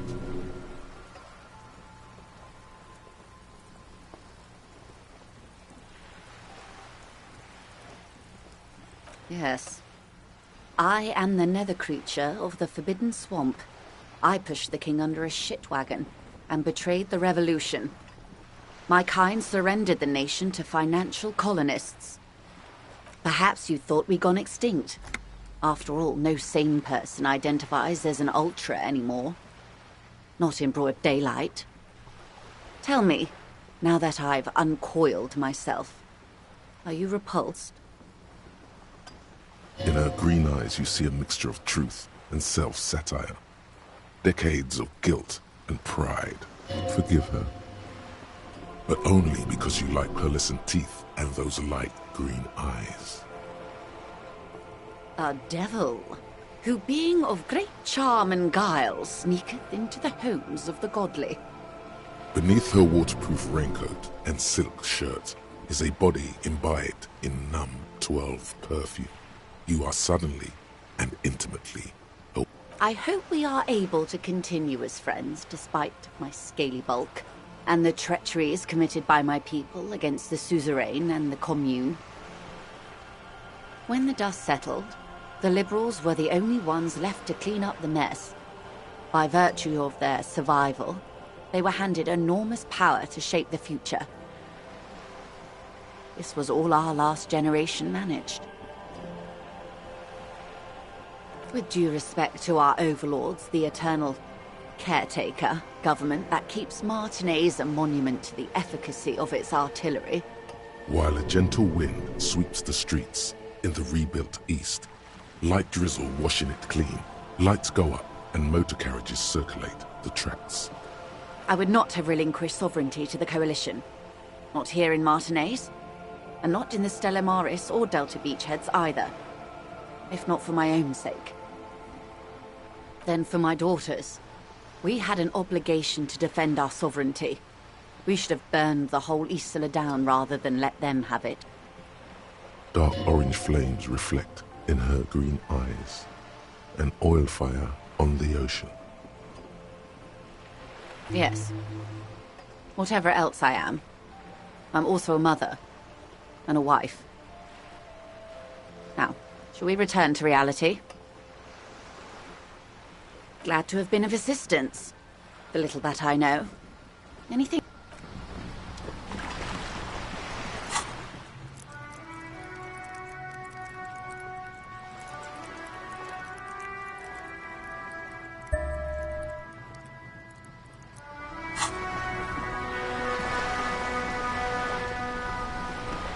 You're back.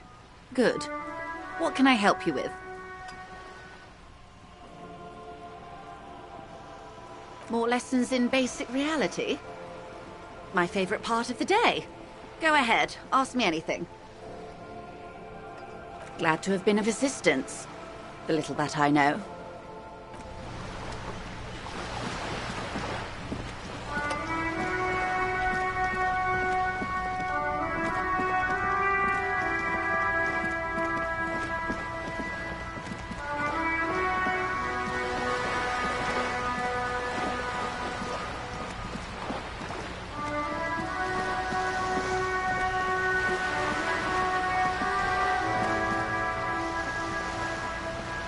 This coin-operated viewer is facing south. The instruction manual says,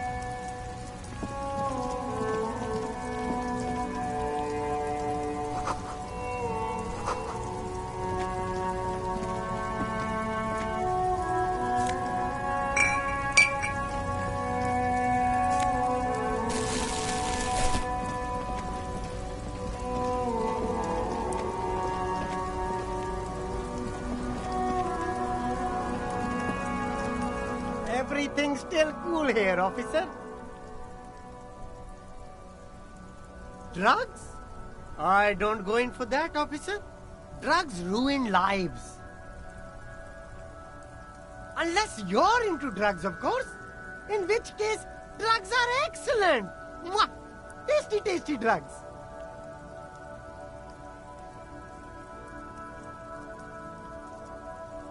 That's very cool.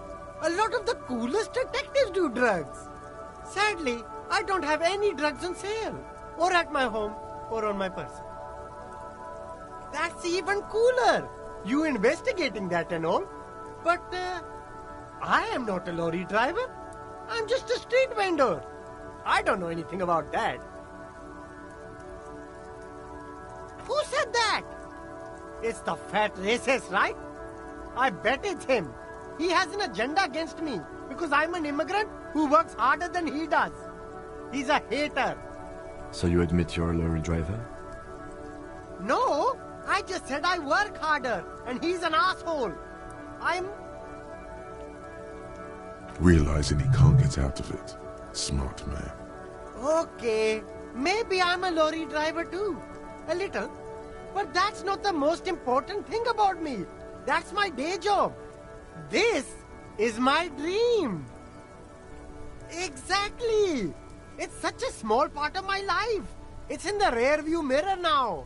I'm climbing out of that hole with ingenuity. Nothing. I told you. I'm not a dumb guy. I don't get involved with that crowd. And what crowd is that? Crowd. You know, the drug crowd. There's more here. He's afraid of this crowd, whoever they are, more than he is of the racist lorry man. Look, there's bad people doing bad things here. That's all I know. Please don't get me into this mess. I've spent 15 years working my way up.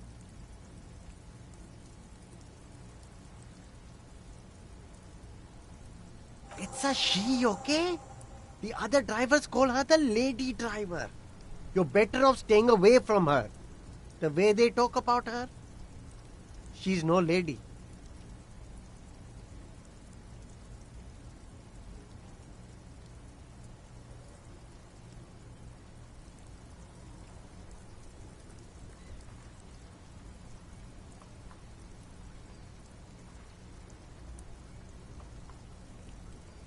Interesting. Could this driver be connected to the Hardy Boys? I don't know. Maybe. If she is, I haven't gone near her. I don't get involved. I told you. It could be. She was strange.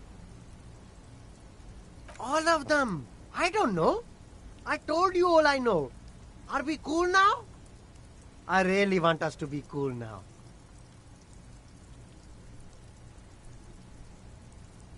Who exactly is talking about this lady driver of yours? The racist or the other one with the tattoos? All of them. Even the ones who've left. I don't hang out with them. I don't remember who has tattoos. I don't know. I'm not local. I don't know anything about that. All right. I scored. Let's cap this off with a purchase. You can walk away from here with funky sunglasses, detectives. Both of you. You deserve it. No need to dress this one up. Just tell him what you want. Oh, okay. But why, officer? Ah, yes. Money is very important. Are you trying to ask for a bribe? If so, you're not doing a very good job. Sorry, detective.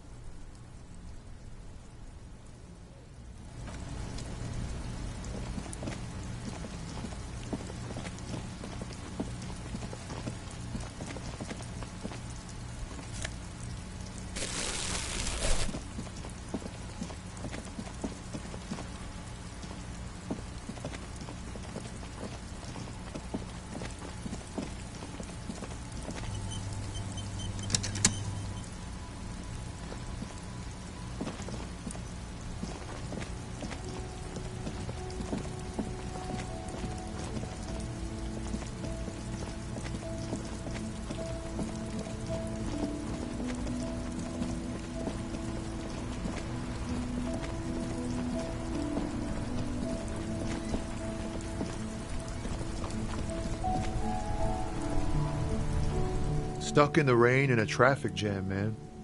What's on your mind? I don't want to talk about that.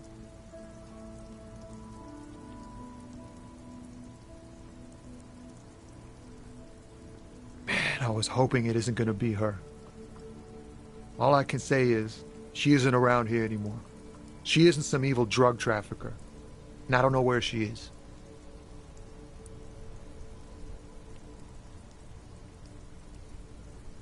A friend? An acquaintance? I don't know. She was the only person in this damn jam I could talk to. She's someone I don't want to rat out to the law, okay? A youngish woman. Gruff, but in a cool way. What color hair? Blue and violet. Dyed. It was violet when she got here. Blue before she went. Then she may have dyed it again. Damn, I don't want to... Please just let it go. Whatever she did, it can't be that bad. She's not a bad person, I know that much. We can't just let it go. It's part of a police investigation. That's how it always is with you, isn't it? All part of the investigation. The girl's troubled. If you hunt her down, she may not survive it. I can't have that on my conscience. It won't come to that. We won't pursue her on this. This is information only. I don't believe you. She's got the darkness in her. That young person's darkness when you think it's all over. And you're looking for a way out. She shared this with you? Yes. Which is why I don't want to snitch on her. It's snitching, man. I know what it is. I heard the rumors. I saw the other drivers looking at me strange when we talked. And she told me, too, that she's had a violent life. But I wasn't afraid of her. More like for her. Did this violent life include drug trafficking? Well, it looks like it did now. But we didn't talk about that. We talked about life, you know? She talked about her mind. Fuck, man. Go grill someone else with these questions, okay? There are plenty of drivers here who couldn't stand her, or were afraid of her. They'd be more than happy to rat her out. He's right. There are other options. The raceman, for one. Push Tommy, and it will break his heart. And his spirit. Don't expect you to be pals. Now is not the time to focus on feelings. You need that info, son.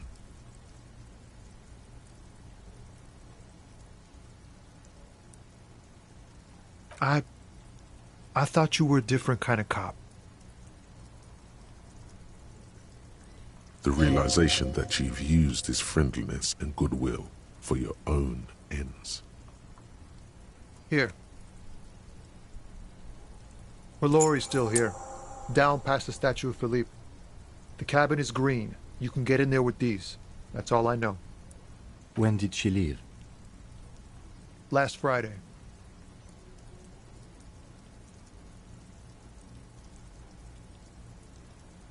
I bet you are. And he's sorry he couldn't be what he wants to be. A good person. His last line, his revenge on the world. No. I don't know. She left them to me. Because she trusted me. So I can get it out of the way when the jam breaks loose. Otherwise... The other drivers would have to tow it or break in to get the machines moving. If they break in, they would find what's hidden inside. Something incriminating. Nah. I need to think my own thoughts now. Pray forgiveness for my sins. Go check your cabin. I hope it gets you something. Help someone.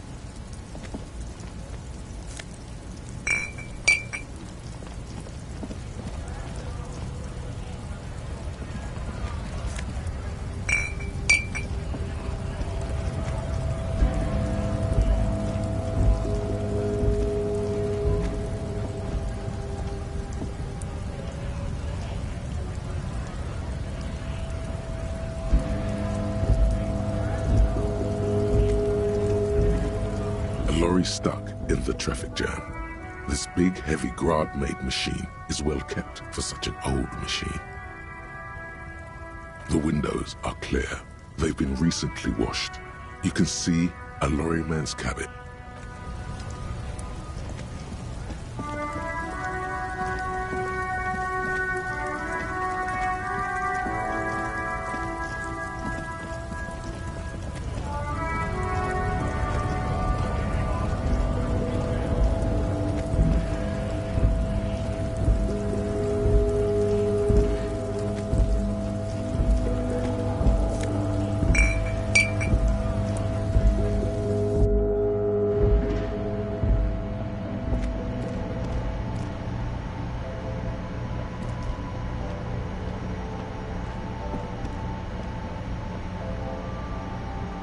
The tear machine stands in the corner. A sign says, 1 bottle equals 10 cents. Your bottles clunk into the machine, and the money appears with a satisfying jingle. You're a richer man now.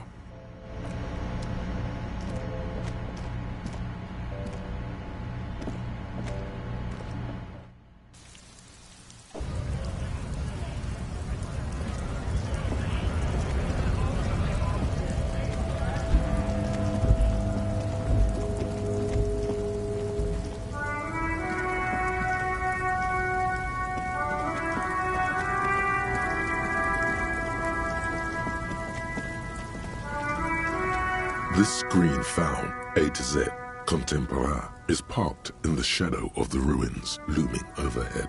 It's seen better days. This is the one our man pointed to. The glass on the side windows is tinted and covered with dust. You can barely make out the shape of the seat and 2 steering levers. It feels like you're peeking into someone's home residence. Inside it's private, cozy, warm. The door is locked. The handle looks shiny, like it's recently replaced. You push the key into the lock and turn. It makes a cracking sound. Then the door pops back a few centimeters. You can just... The smell of cigarettes and perfume welcomes you. The cabin inside is plastered with old movie posters. Actresses smile from the walls. There's a radio transmitter in the front and a toolbox tucked under the driver's seat. Some tools lie scattered near the pedals. These are movie posters featuring starlets from long-forgotten films from the 20s, the teens, even the 90s of the last century. One of them particularly catches your eye, a centerfold of an ingenue attached right above the back seat. The actress is draped in a sheath dress, one of her shoulders bared. The faded remains of an autograph run across the poster. She's looking past the camera. A feeling of tenderness washes over you. A longing even, perhaps. And gentle tragedy. Wait, doesn't she resemble someone you know? But you can't put your finger on whom exactly. The actresses and the rear actor all smile you a warm goodbye. A radio transmitter is attached to the dashboard and a toolbox sits under the driver's seat. Looks like the frequency dial is absent. It requires a key to work, but the key has been removed, likely by the missing lady driver. Strange. There are so many radio stations saved here. Must be over 100 at least. For contacting an entire fleet of lorrymen, for example. This is all shortwave, UW and UKV. Looks like we are dealing with an impressive organizational tool. The nerve center of a huge operation, with quite a range too. Doesn't look like it. It's completely inoperable without the dial key. The smell of 1,000 cigarettes, some dead actresses, and a rusty old toolbox under the seat. You wedge yourself under the steering wheel to get a better look. Seems like the few tools lying around here, a hammer, a pair of pliers, a rusty wrench, have been casually thrown there by the disorganized driver. But one odd detail does catch your eye. A piece of sandpaper has been glued to the throttle. Sandpaper adds extra grip. Sandpaper? A novel technique? The movie stars are still smiling from the walls. There's a radio transmitter in the front and a pull-out toolbox tucked under the driver's seat. A metallic drawer slides out from the seat. It's empty, except for a folded newspaper. It's an issue of Périphérique from last Wednesday. A piece of paper falls out from its pages. It looks like an article ripped out from a radio enthusiast magazine. Complex mathematical equations explain the basics of something called the Ulan frequency system. These formulas look oddly painful. Maybe it's the hangover. but they give you a headache. The Ulan frequency system? I've never heard of that before. I know of FM, AM, UKV, but...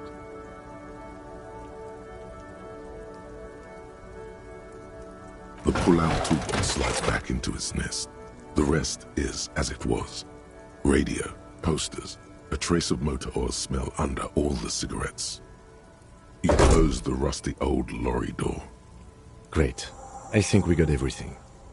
A word, detective? Before we return to Joyce?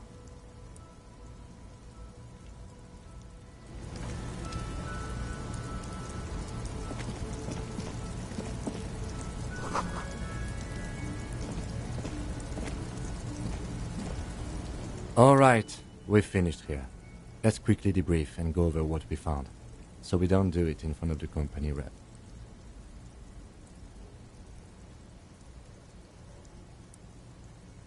Honestly, I'm quite worried by what we've seen so far. The evidence seems to point to a rather extensive and well-organized operation. I'm especially intrigued by that radio transmitter, particularly the sheer number of stations it can connect. Looks like this alleged drug trade casts a wide net. I'm not sure what the Ulan frequencies are all about, but they may hold some significance. Perhaps it's a better way to connect between fleets while avoiding frequency bleed, or maybe it's used to tap into RCM networks. Listening in on your calls between you and your station, a worrying prospect. As elegant as they are, I don't think they are relevant to the drug trade. Don't be fooled. Desire always plays a role. Yes, well... Unimportant.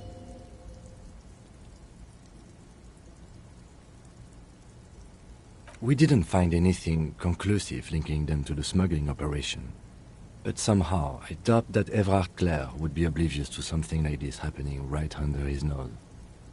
My suggestion is, we use it against the Union in any way we can, to our own ends.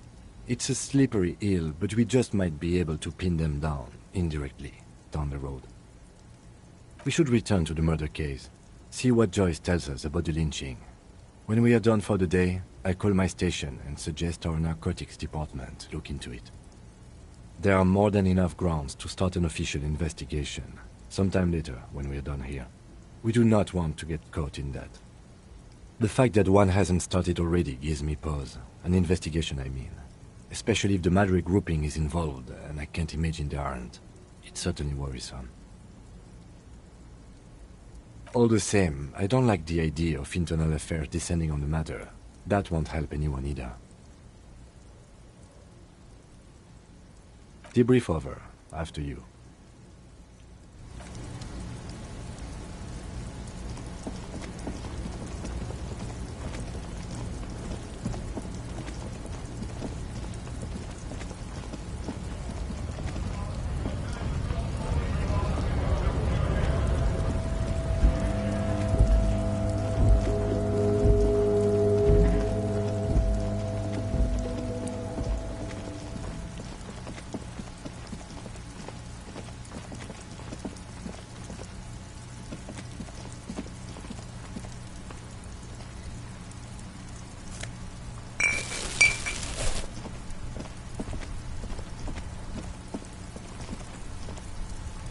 This Post Lavantorie mail collection box has been heavily vandalized with graffito. A closer inspection reveals 2 bullet holes in the front.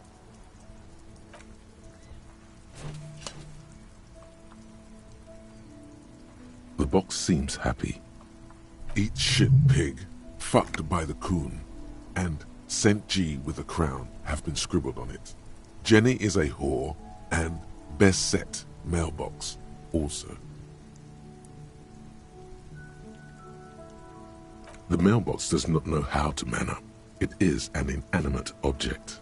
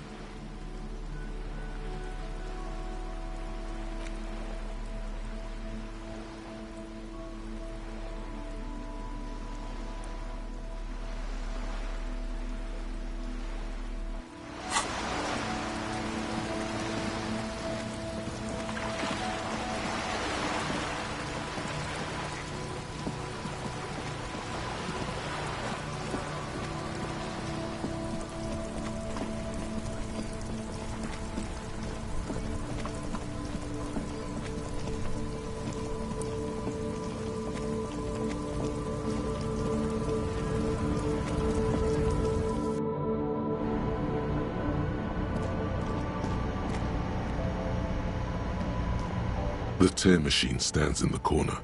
A sign says, 1 bottle equals 10 cents. Your bottles clunk into the machine, and the money appears with a satisfying jingle. You're a richer man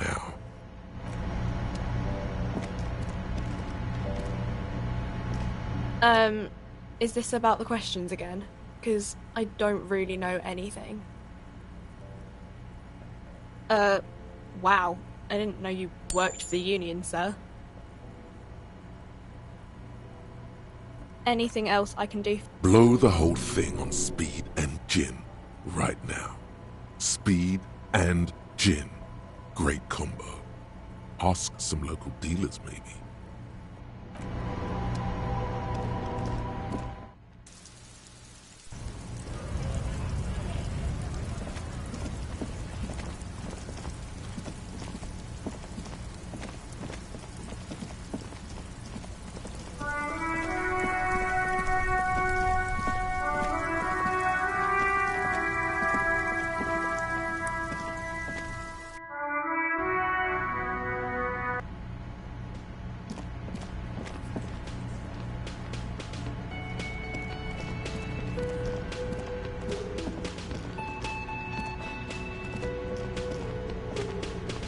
Can I help you?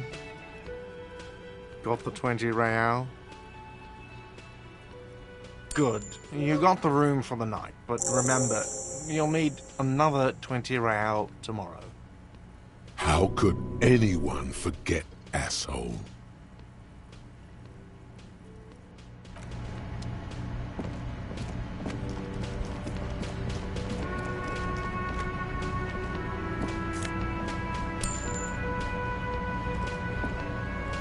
The man ponders his cooking utensils and gives you a little nod, acknowledging your presence. He looks up at you, then looks away quickly, shrugging and muttering something to himself. Shrugging is an international sign for, no, I don't know what's behind that door.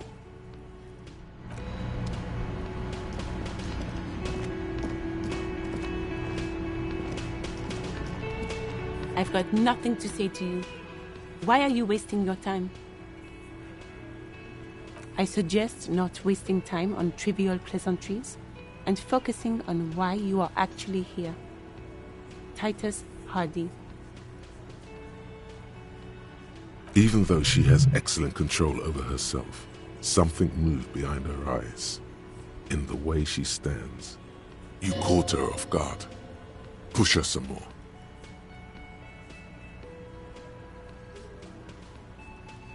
You are not here to chat up the legal counsel. You are here to question these men. You set the pace and the topic of these conversations here. Establish that. I represent the Union and these men here. Don't make this personal. A very minor victory. Aggressive? You make your living enforcing violence. These people are just dock workers. So you were spying on us, and now you represent murder suspects. Just dock workers. Listen, you moral intern lackeys. You're a mob, enforcing the unlawful privatization of Revachol. 20 fat men in the Occident are stealing it all, and you're their bodyguards. Fuck yeah. So ask what you came to ask, or get back to your commanders.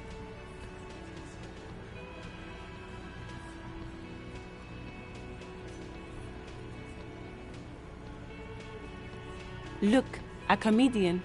Do your job, ask your questions, then get out of Martinez. Strange.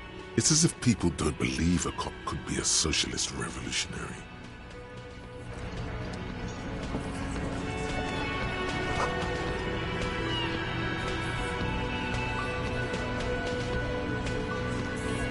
Looks like the circus left town, but the clowns are still here.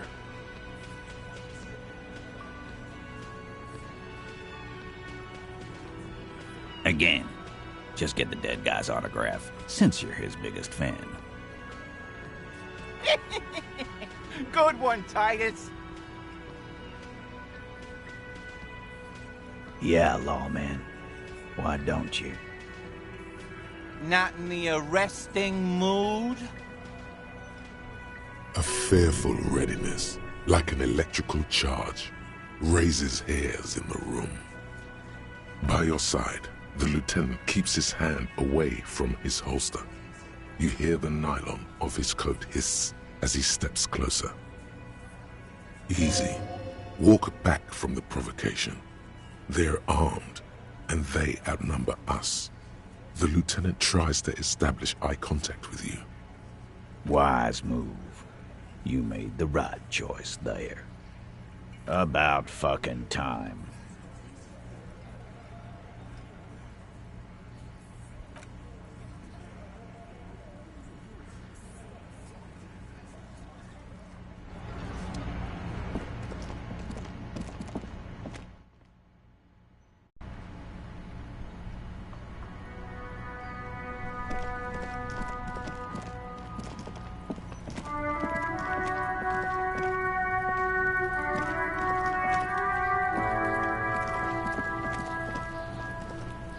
There are several footprints in the mud, left by work boots.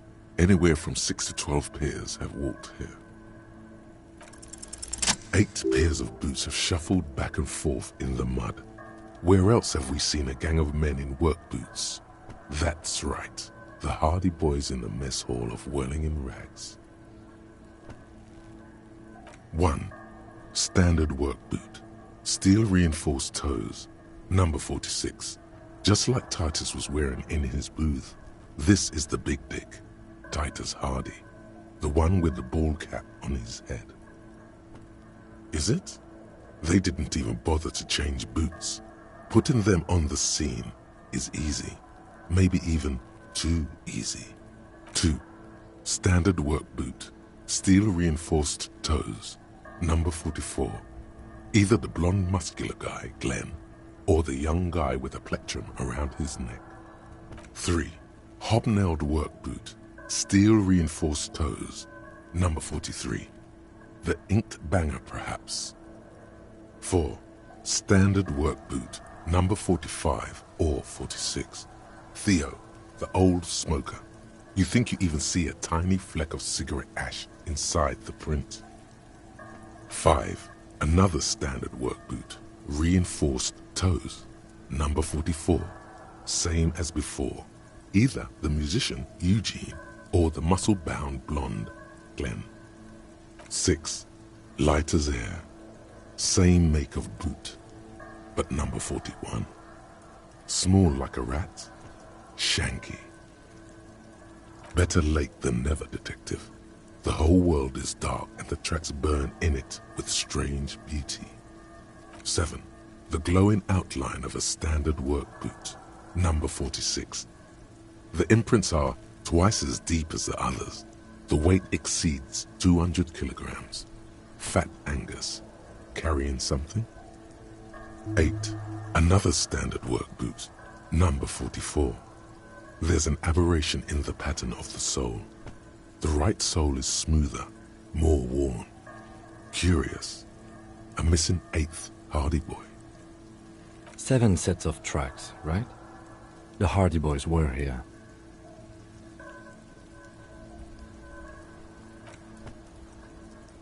That's all? Interesting. Then one of them seems to be missing. Anything else out of the ordinary? A leader like Titus doesn't let one of his guys out of sight easily, especially at a time like this. Interesting. Let's name it the Old Soul. I wouldn't be surprised if this was the missing Hardy Boy. Wonder who he is. Oh, this one's easy. Way too easy. It's a driver.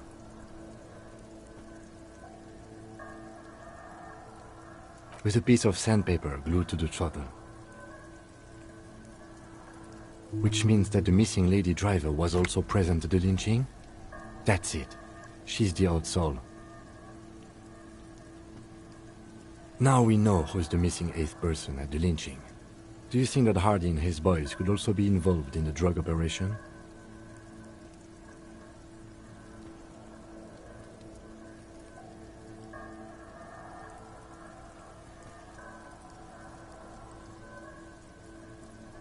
You're right. But we should still go and see what Titus Hardy has got to say on the matter. This might throw them off, work in our advantage. So, what else? I'm guessing that's the skinny Hardy boy. The one with his front teeth missing. Yes, well, he did look a bit like a rat, you're right. Do you think those prints belong to him? I could still be wrong, but I'm probably not. 200? This could be the combined weight of two people, one carrying the other who's tied up. Let's say a heavily built worker carrying a similarly built armored man? He might be right.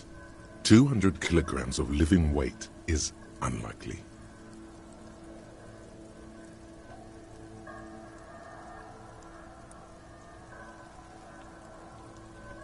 Possibly, yes.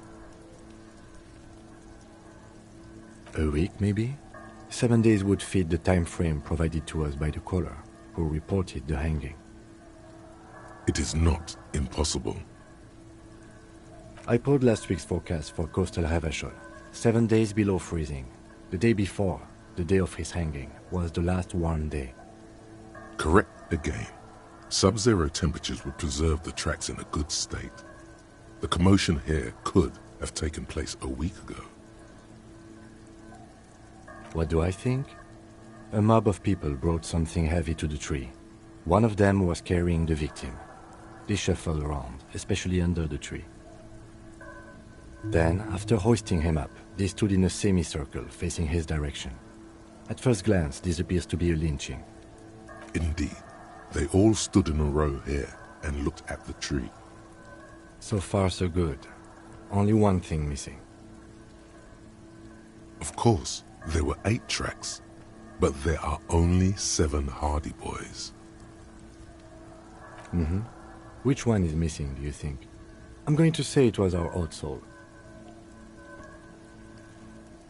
Yes, I doubt the Hardys are going to tell us much, but we should still confront them about the possible drug trade connection.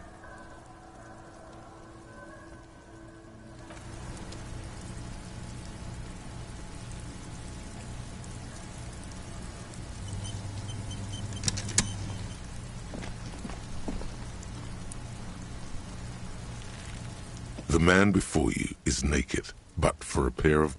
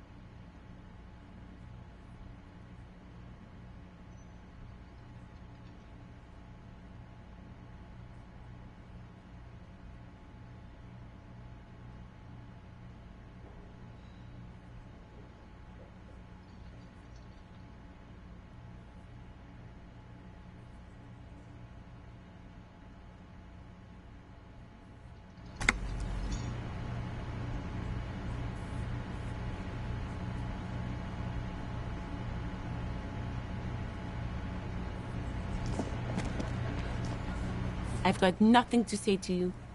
Why are you...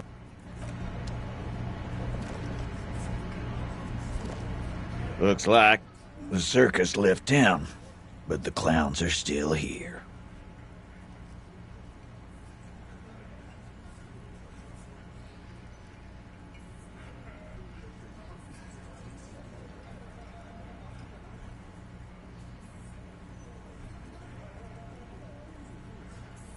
What are you talking about, madman? There's no 8th Hardy Boy. There's 7 of us and we're all here.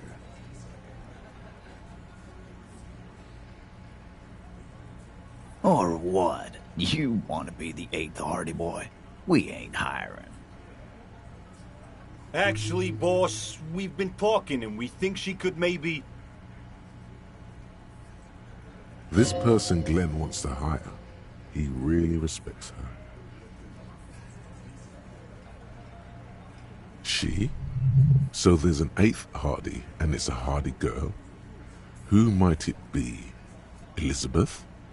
The gardener? Shut the fuck up, Glenn! I do the talking here. Now what the fuck do you want, cop? So let me get this straight. There is an 8th Hardy Boy. It's a she, and you don't like us talking about her? That's right. We're not talking about this. This is a private Hardy Boys matter. Nothing to do with your shit. And you're not cops here. Don't go digging around if you don't want a bullet in the back of your head. I'm watching you. Good. We are all watching each other. Officer, your question. There's no point in pushing it further, he thinks. This is already a victory. We'll learn more about this 8th Hardy sooner or later. Like hell you have. There is no local drug trade. This place is as clean as a rifle. Go back to Jamrock and ask the local junkies how clean your streets are in Precinct 41 Kilos. We'll do that. In the meantime, did you know that there's an abandoned lorry at the intersection that was used to move raw ingredients for drugs from Terminal B to Jamrock? The person driving it was present at the hanging. It was one of you. We've connected the footprints. Detective, do you want to deliver the coup de grâce? No, the thunder is his. Leave it to the lieutenant. Thank you. You're right, Titus. There is no local drug trade because it's all controlled by you. You're the drug trade. That's a mighty interesting theory. I guess that's what you would need to do, theoretically. A big, strong, state-run monopoly would outcompete the runs on the street. Yeah, man. Theoretically, that's what you would do. To get rid of the gangs, the dealers, even some of the junkies. You would need good, trustworthy people to take their place, of course. Hardy men to run such a monopoly. For the good of the community, of course.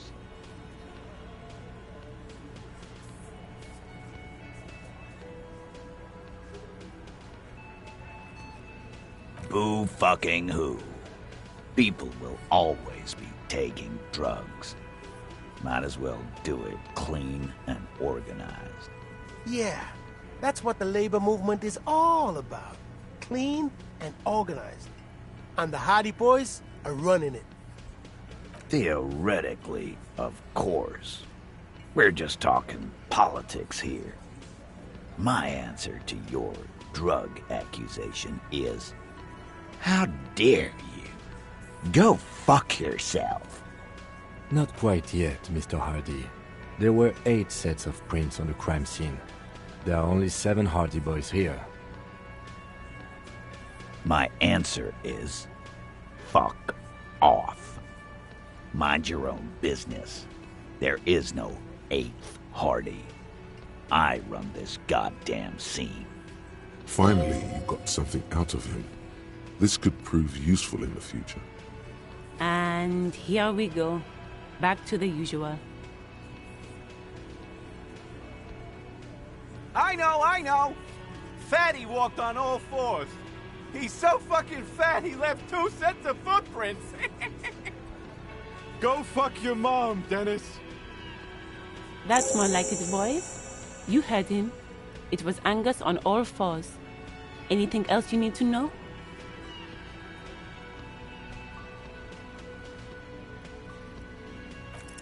This time it's going to work. You already ruled out the first bad option that didn't. Why? This is not what he thinks it is. This is a great idea. I'm afraid it's not what you think it is either.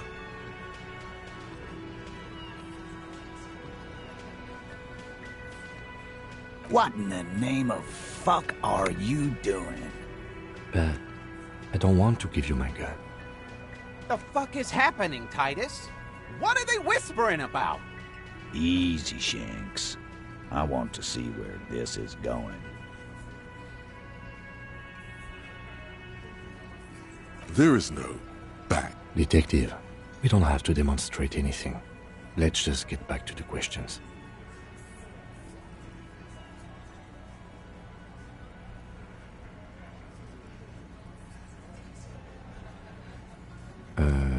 And what is that? Police job? The pressure in the room grows to a boiling point. Be careful, it's loaded.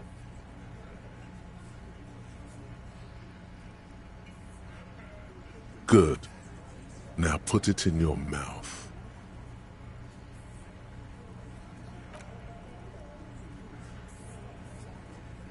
What are you doing? Genuine panic flies across the lieutenant's face. Fellas, you getting any of this?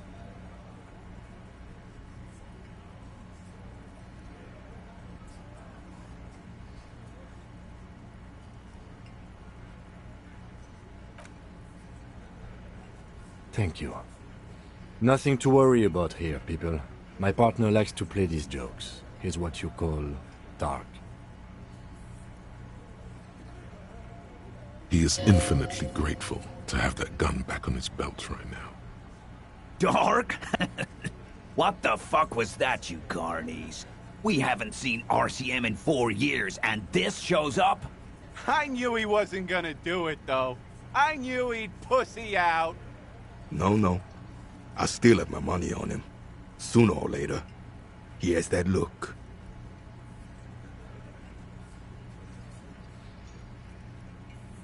Do not think your failed suicide attempt will win you any pity from these men. Do not expect them to forget it soon either. Again, it was a dark joke. Maybe we should go for a little walk, Joker, before we continue. Yes, get the serotonin running. Keeps those bad thoughts away.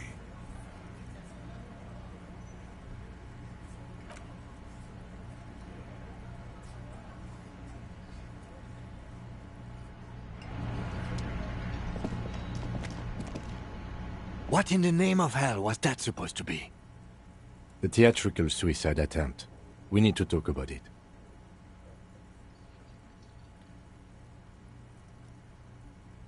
Yes, well, I was able to recontextualize it as a dark joke.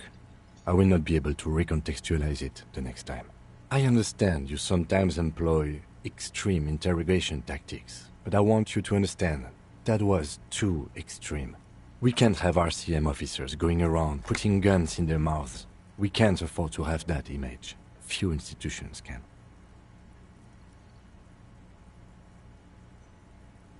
The gloaming? Now, that's exactly what we can't have. Couldn't have put it better myself. I will need to recontextualize the hell out of that. Now let's go, and let's keep guns out of our mouths, and not say anything about any gloaming or anything like that.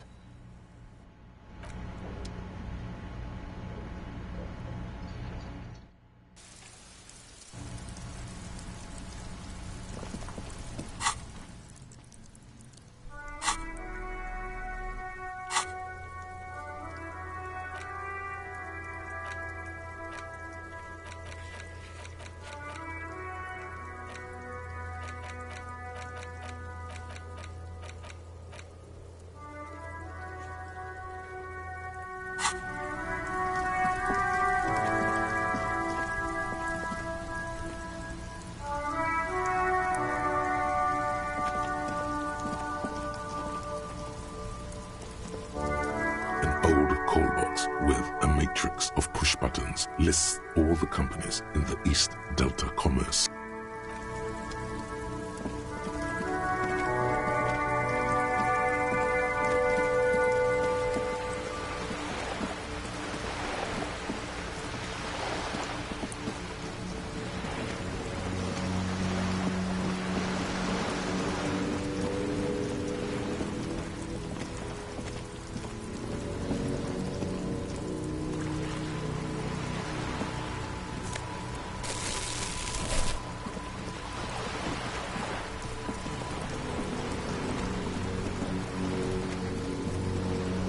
You're back.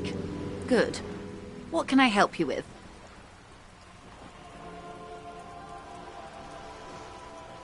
Yes, my eyes on the harbour have sent word to that effect. What have you discovered?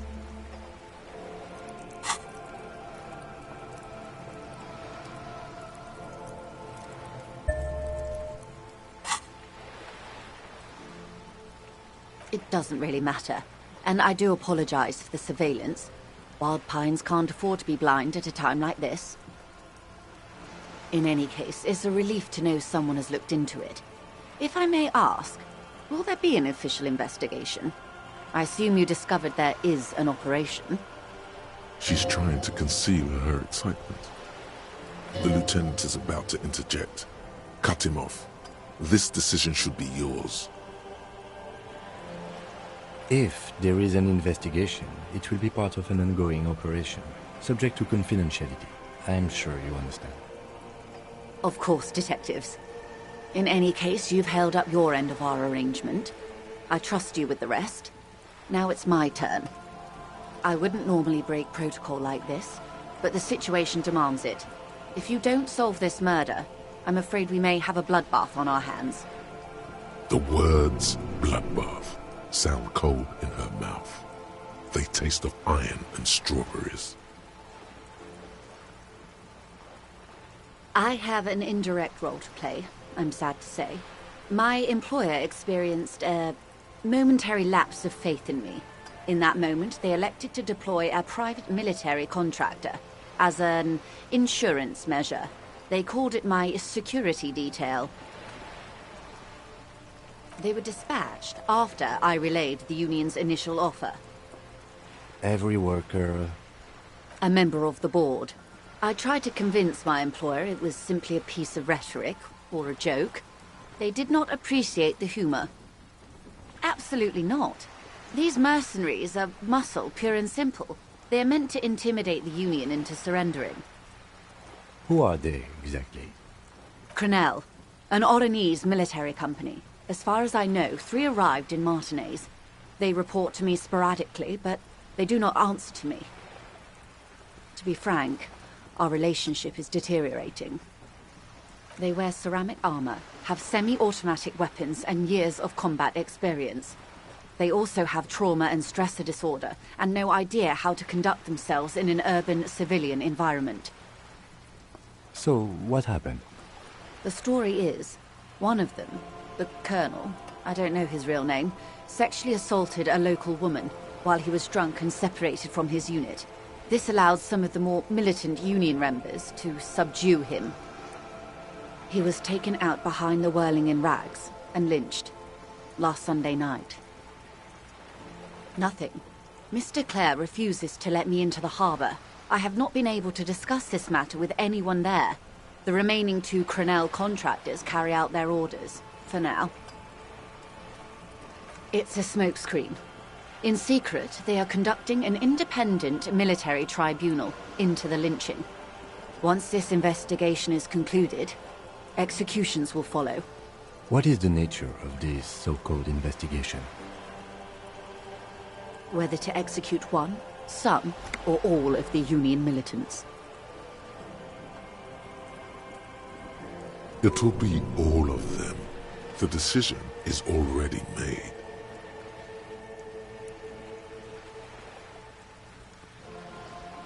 It was the Union who strung him from that tree.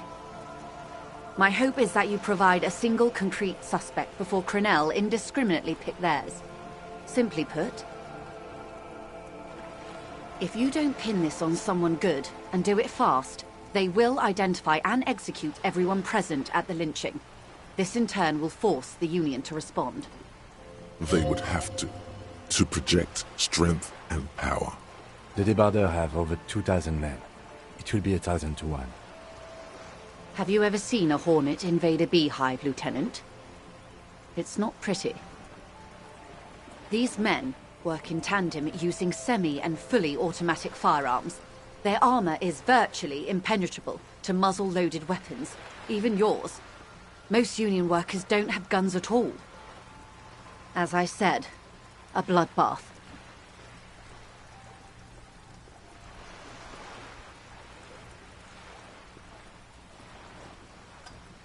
It appears you found it, yes, and I'm not happy for you.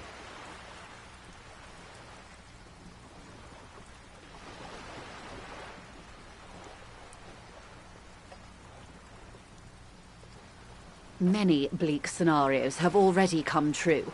Nameless, badgeless detective of the citizens' militia. All we can do is keep the rest from going the same way. One single concrete suspect delivered into civil court, and I may be able to defuse this situation. Yes, I'm afraid this strike may descend into a small-scale civil war, with possible consequences for all of Rivashol West. Since you are sharing, man, this is also the RCM's worst-case scenario. Then we're on the same page, as grim as it may be.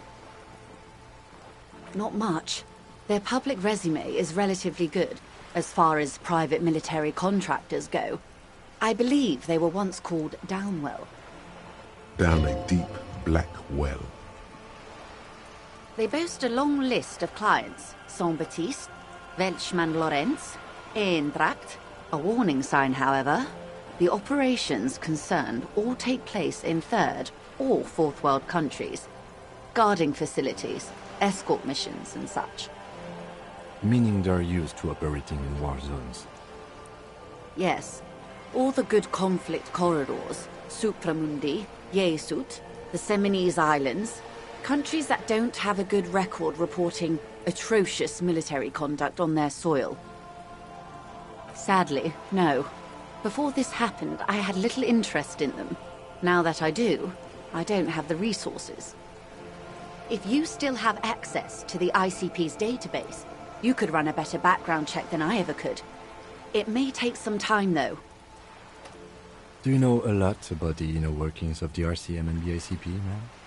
In my line of work, it pays to do your research. I was prepared to deal with the RCM. I did not think I'd be dealing with a group like Krenel. I have, and they will. However, these orders take time to reach what is basically a rogue unit out in the field here. Until they do, it's all on us. Or he didn't. This is information passed on to me from some teenagers loitering around the canal. I cannot testify by it.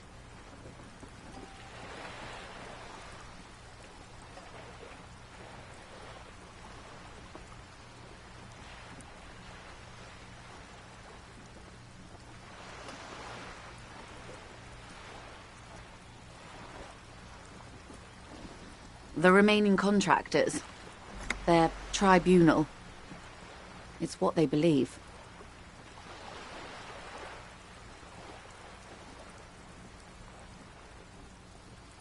That the man was killed because he assaulted a local woman. I've asked around a bit. This seems to be the accepted story around Martinez.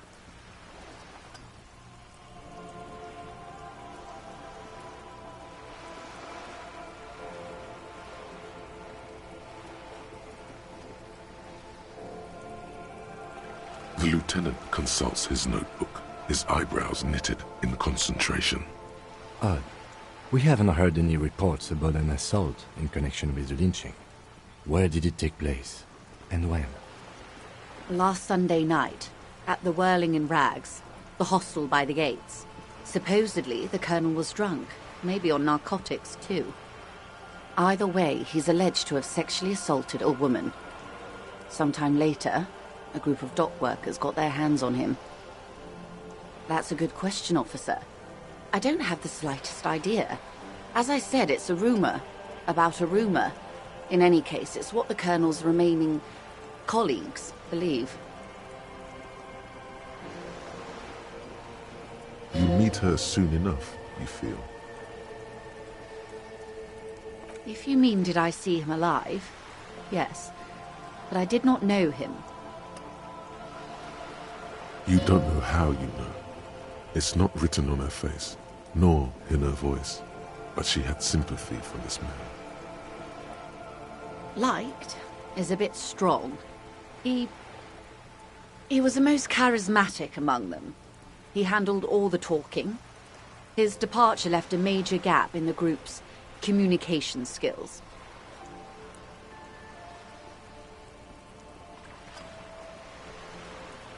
Lely, his service name, a nom de guerre most likely. He wouldn't divulge his full name. Only one of them did. A bad sign if there ever was one. One is a man, Corty, they call him, a nickname as well. The other a woman, Phyllis DePaul. Corty is the gunner, I believe. DePaul is a radio operator. What would you say was his eye color, the deceased's? She closes her eyes, trying to picture the man's face, then shakes her head. I can't remember. That's all right, man. Anything else? Nationality? What would you say was his age?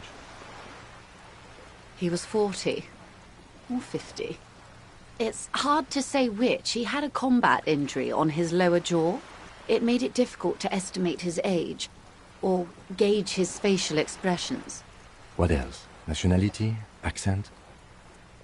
He was, Occidental, I think. Light brown hair, a mixed accent.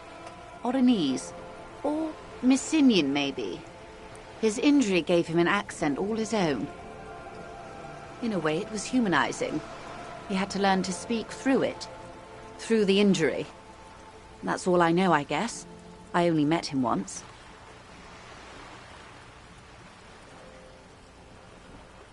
They've gone to ground, as it were. I don't recommend seeking them out. For one, they're almost certainly armed to the teeth. They don't have the same respect for the Revachol citizens' militia as I do. To put it bluntly, they think you're vigilantes. Ghetto savages. It will not be a fruitful meeting. Vigilantes. You're a professional officer of the only legitimate authority in Revachol. Did you miss the part about ceramic armor and automatic weapons, Detective? That is a bad idea. One I won't be a party to. One is obviously the scab leader at the harbor gates. The one chanting the idiotic slogans. He's barely maintaining his disguise. The other has a vantage point in a building south of the roundabout. They were keeping tabs on you while you were canvassing the lorry drivers.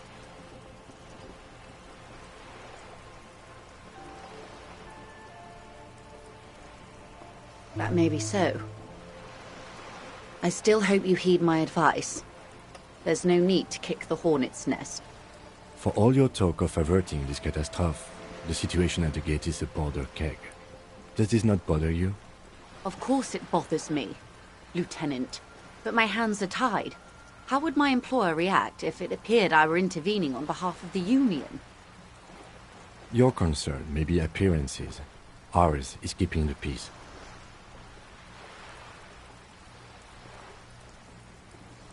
That would afford a good vantage point. In any case, it's practically inaccessible. Where is your radio for contacting them, if I may ask? Do you have an earpiece? Heavens no. I'm not an undercover agent. There's a shortwave at the ship's wheel.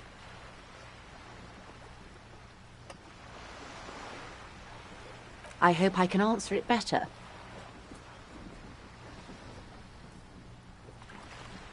Until the executions start? Truthfully, I don't know. It depends on their progress identifying the members of the lynch mob, and their impatience. They don't report their progress to you? Not on this matter. I'm afraid they consider this a personal initiative. 5 days, not more. Maybe sooner. It's a matter of days, not weeks.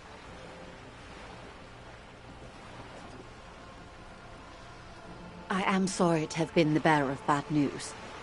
If there is anything else I can help you with, please ask. Of course. Excuse my hesitation before. For about half a minute, in silence. It was taken with a trigate not long ago. This is the man's upper body. There were no more markings on his hands or legs. Her mouth is relaxed. The accordion lines near her mouth vanish. The pearls of her eyes move slowly on the photo's surface. She has no excess of emotions for this cadaver. Has she seen dead bodies before? It's likely. Sorry. I was trying to see if I can read the web of interdependencies between these points. The stars. I can't. But that's how you read this story. The points themselves don't have letters, numbers, anything. Their size, location on the body, and distance from each other tells you what they represent. Close. Port cities. This is an Oronese map of the waterways, a sailor's tattoo worn by wayfarers of the Dolorian century. Over 300 years ago, the sailors would mark their bodies to map their travels. The sailor's soul would use it to fly back home if they should die abroad. This is a sort of contraption to be reeled back in by. The silver cord, they would call it. Where is he now? The times have changed.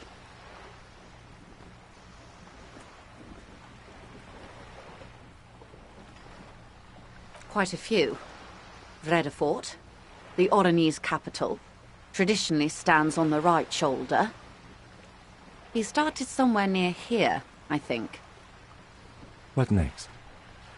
Then he made his way to the Pretto Grande, through what I think must be the Stutz Canal, an artificial channel through the Occident. From the Pretto, he sailed to the Insulindic Ocean, first the Semnese Islands, then this. Revachol. Those are the two constants. Vredefort on the shoulder, and Revachol in the heart. They started the tradition of these maps right after the discovery of Insulinde, at the dawn of the Interinsulary Age. You said you can't read it. I can't. This man was no sailor, and these are no ports. I can understand geographic fragments, but not their meaning.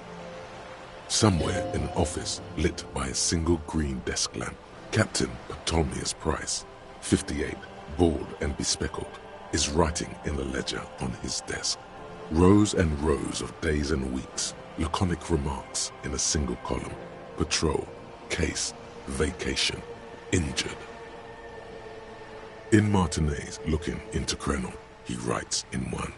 Then the man puts down his pen and rubs his temples with both hands. Outside, there is a siren. Distant gunshots on the streets of the Jamrock Quarter. That makes sense to me. We have no more use for a map of the waterways, just like we don't need sailors the way we used to. This is what the custom would morph into on the Occident. Mercenary tattoos. His platoon members? The other contractors, though I do not suggest you go and show them that picture. This man was their friend and comrade. It could go this or the other way.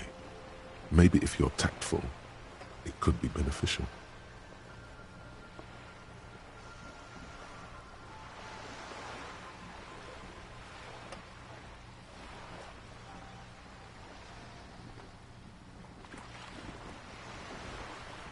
I am relieved you think so. I don't think deciphering that tattoo should come before public security. Is there anything else I can help you with?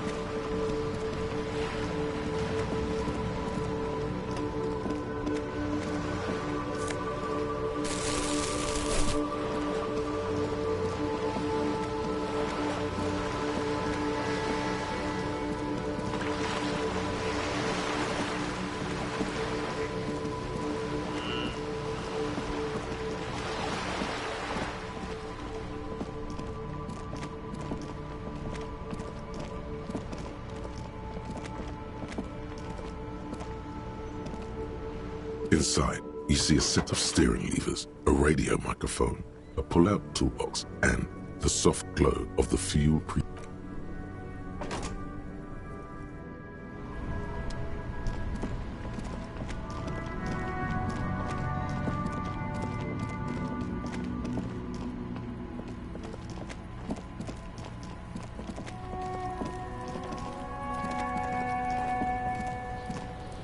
Fuck, does Kuno care?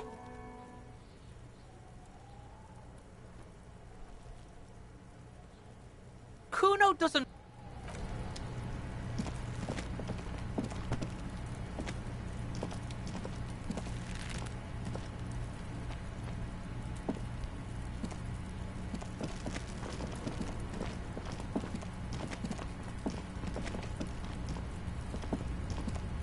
An inconspicuous pile of the roofing material eaten.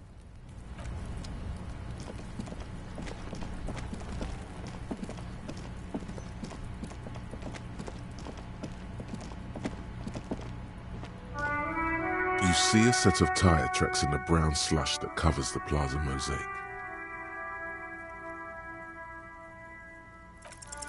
The tire tracks were left here by an unknown event that took place some days ago. It's a message, written in the language of burnt rubber. Some of that rubber stuck to the tiles right in front of the whirling in rags. This is point A. The driver started there, and then accelerated straight into the fence, left a hole big enough for the Franco-Nigerian cavalry, according to the cafeteria manager. Why that pang of guilt again? The hole in this fence doesn't look that huge. He was exaggerating. People blame cops for everything that goes wrong in the world. This has nothing to do with you. The driver proceeded to back out of the yard, barely stopping before hitting the adjacent building. Before heading south, must have been in a hurry.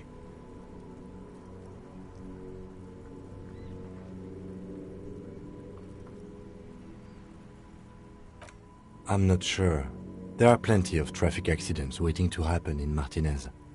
With the jam right here on the roundabout, I would keep them separate. You could follow the track south.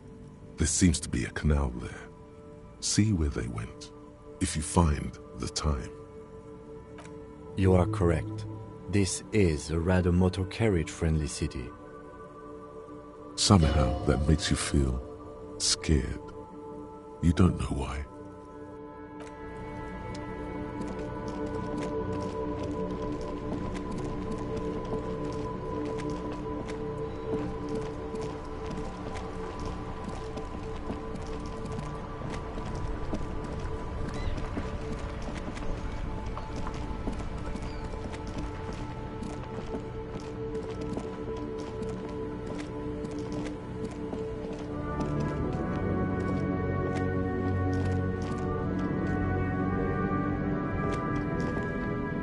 A crumpled billboard reading, Samaran butter soaks in the canal. Two ugly lines mar the bright countenance of the blonde boy depicted. Just some tasteless advertising at the bottom of a canal. No use rubbernecking now.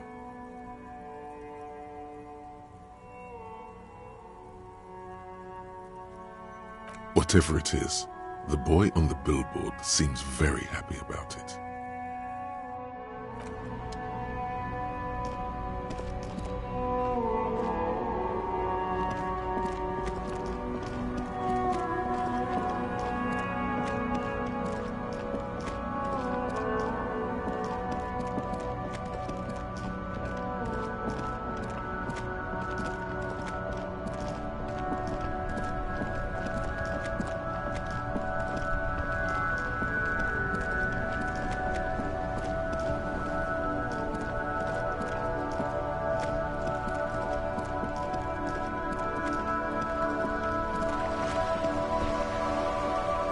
We're still waiting for a replacement for the bull you sent sinking. Yes, the Debardeurs Union pays me to stand vigil during the night. Not out of any political allegiance, mind you. I'm an old man. Don't sleep more than a few hours every night anyway, and money is tight. He feels like he has to justify himself for some reason. She is nobody. This is none of your concern, and I refuse to discuss my private affairs with the RCM. The lady is Jeanne-Marie Beaulieu, and she sure as hell wasn't a nobody. Yes, it does. Unfortunately, I wasn't working that night. Been on a 2-week leave since last Monday. It's a private matter. Nothing to do with your investigation. You see, officer, René is the kind of man would rather die than admit he needs medical assistance or, God forbid, sick it. A real man's man is just gonna ride it out. I'm fine, goddammit. Mind your own business. It's nothing. Just got to cut back on coffee. It's his heart.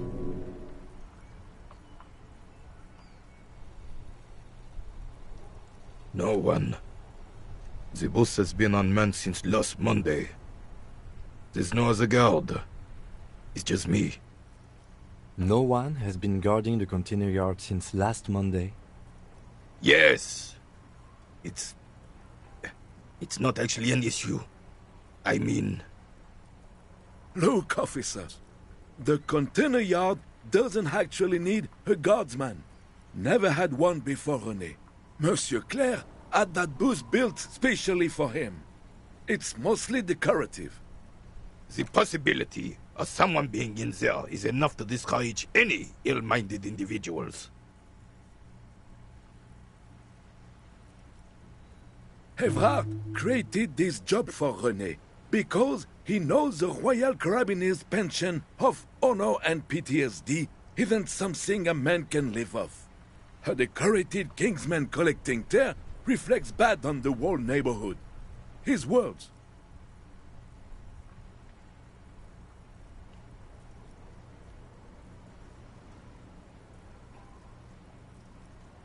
Can we conclude the topic of my guard booth now?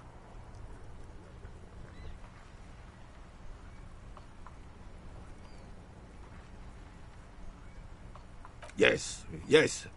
Like I said, I would be up anyway, so might as well keep an eye out. It keeps my senses sharp.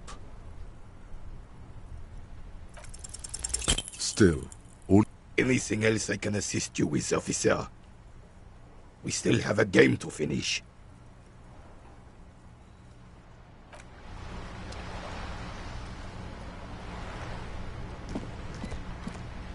Officer, the mere sight of police in Martinez makes me feel safer already. How can I help you? Oh, sweet Jenny. She was the finest woman in all of Revachol. Maybe the entire world.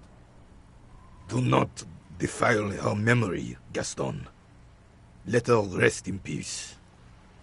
His tone lacks its usual intensity, like he doesn't feel he has the right to speak on the matter. We knew her, all right. Lived on the same street our entire lives, just 2 houses apart. The 3 of us have been best friends since we were 4.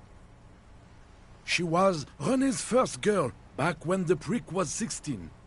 They were courting till he decided he'd rather die for some great ideal than just be happy.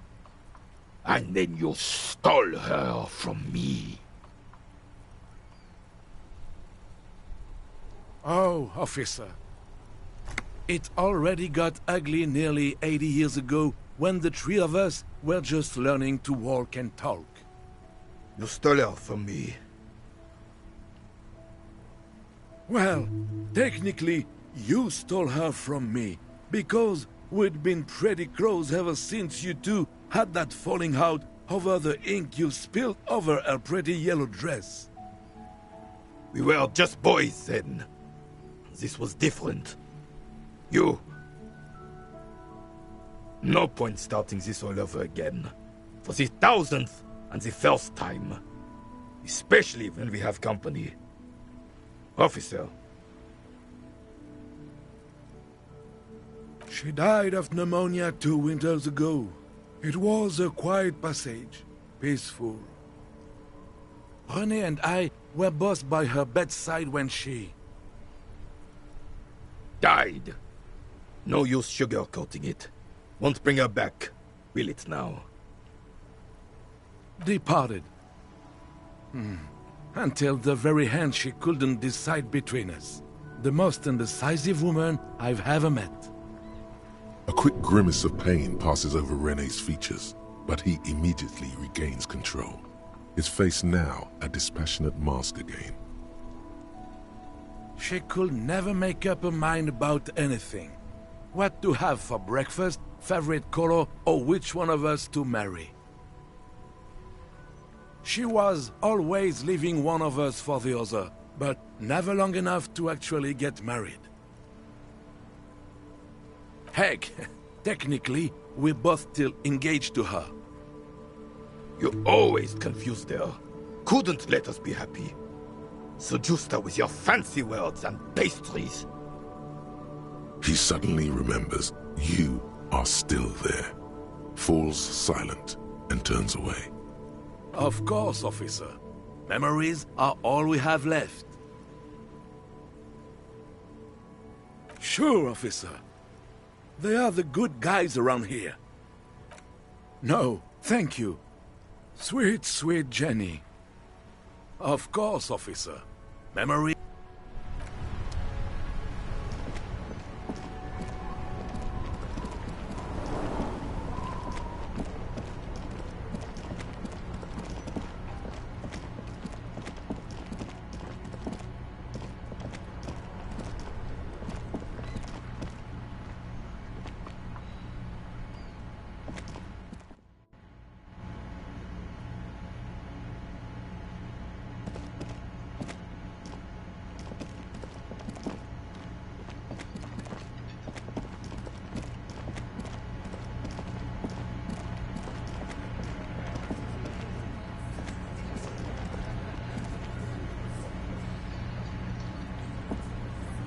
I've got nothing to say to you. Why are you wasting your time? I am not. You could be, Liz. You could be anything. You could even be a model. Even a mod? Glenn, I went to law school. I am an attorney. He's right. With a face like that, she could be on the cover of Le Debutante International. The cold look in her eyes speaks louder than words. She is not amused.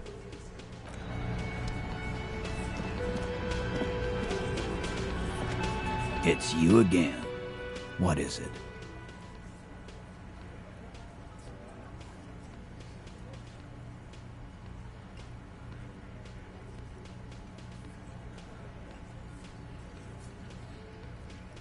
Yeah.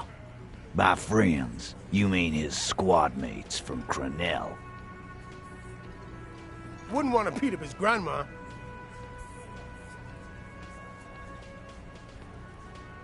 Nervous, snickering. There's a rush of adrenaline present. This is what happens if you take the law into your own hands. Other people start doing it too. Let them come. The Hardy Boys are right fucking here. You heard the man. Right here. We're armed. We got the whole district behind us. And Glenn. Glenn is fucking crazy. Yeah. A well-oiled murder machine. The mood is on the rise. They're feeling confident, ready to punch out the whole Merc platoon.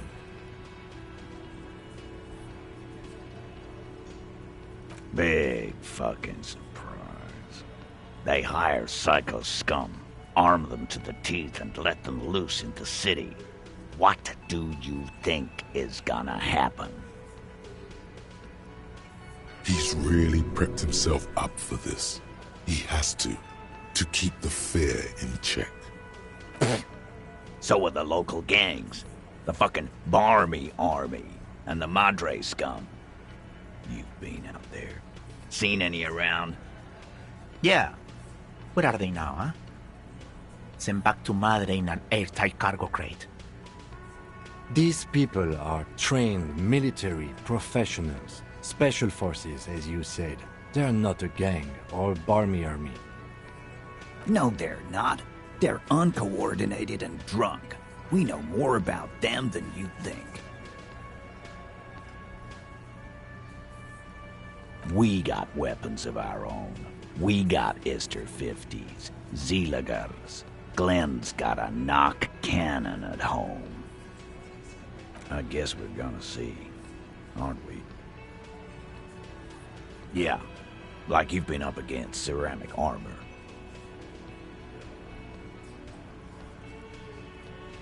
You haven't even seen the whole suit, right?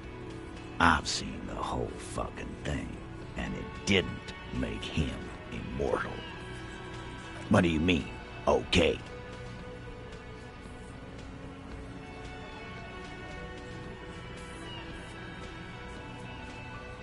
Yeah, just try not to get in the way when the whoop-ass flies open. Beneath the whoop-assery, it's clear that he appreciates all the help he can get.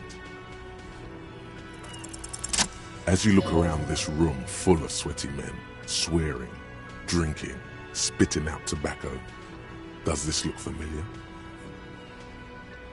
You believe the place was called Precinct 41. It was also filled with, almost exclusively, men, sitting on desks, talking shit and wasting time. You seen Apricot, old Purdue's daughter? Asks Lieutenant McCoy. Replies Torson. The ass on that one. McCoy shakes his head in appreciation. A bit strange the old man named her Apricot, but, I mean, who am I to judge? Wanna hit the kebab joint? Huh? You got a problem with beer now? Not quite there yet. Push on.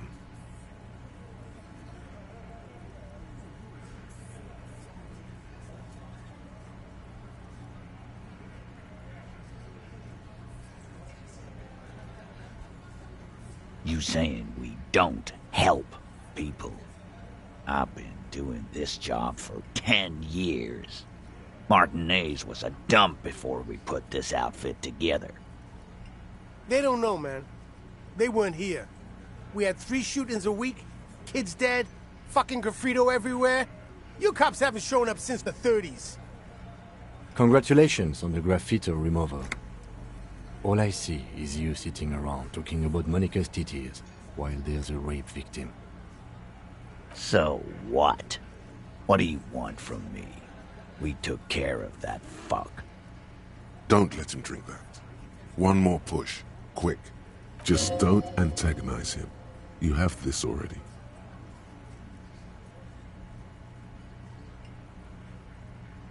Titus? She stops mid-sentence. That's it. You got him. He's going to give it up, but on his terms. You wanna help her, cop? Fine. I'm gonna let you help her, but you treat her with respect. If you don't, if you question her, harass her, a freight train of pain, buddy. What is her name? Claudia. I'm on due. She's staying here at the Whirling in Rags. A real pretty one. Silvery jumpsuit. Blonde. That's I'm on due. With an O-U. Shit. The girl. The girl upstairs? That can't be her. She knows you drank so hard you forgot you were a cop. Oh, it's her! It's definitely her! It's Miss Oranje, disco dancer!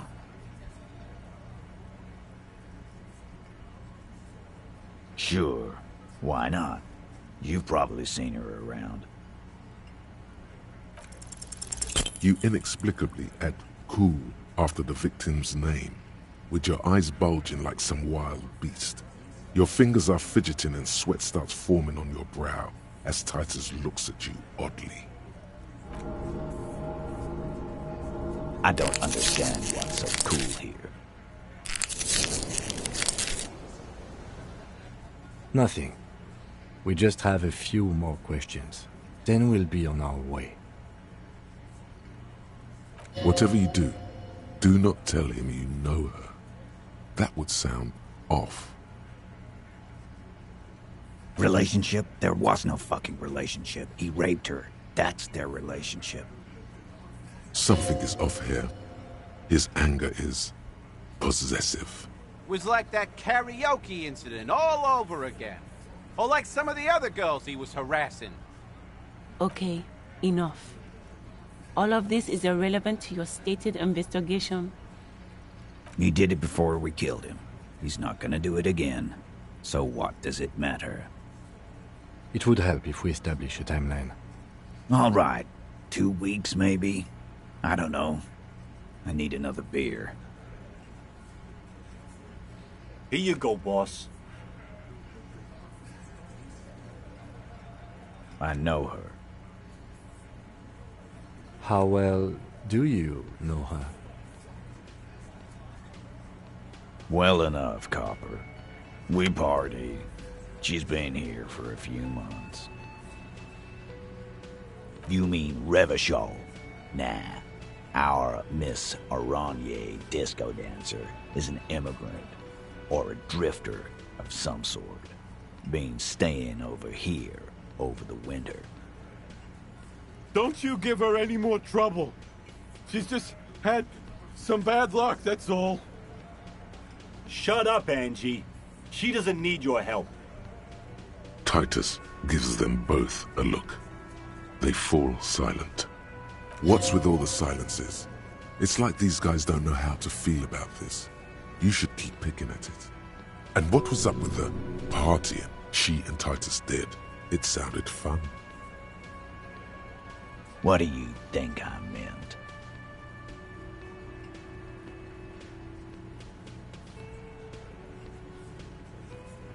Yeah, pretty much. No, we just fucked. That's all. I'm not gonna give you any details if that's what you're after. So put your dick away. He really went out of his way to seem comfortable with this topic. That's all you're gonna get for now. You don't know her. Not the way I do. Okay, this turned out better than expected. Remember what I said.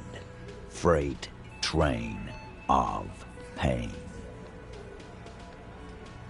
Again? Seriously, man. Fine. Yeah, whatever.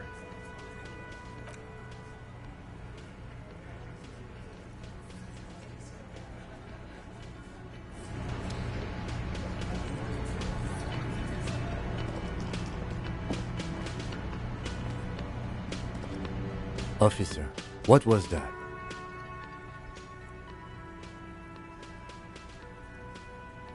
Yes.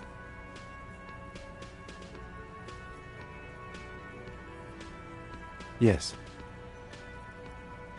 The victim? Is there something I should know before we talk to her? Understood. You were not in good shape on Monday. Okay, that's manageable. What you're saying is, you raped her? Ice is forming on the inside of your chest cavity. Then, don't ever say that again. What else? This is unprofessional. Not sharing information with me is unprofessional. His opinion of you has lowered considerably.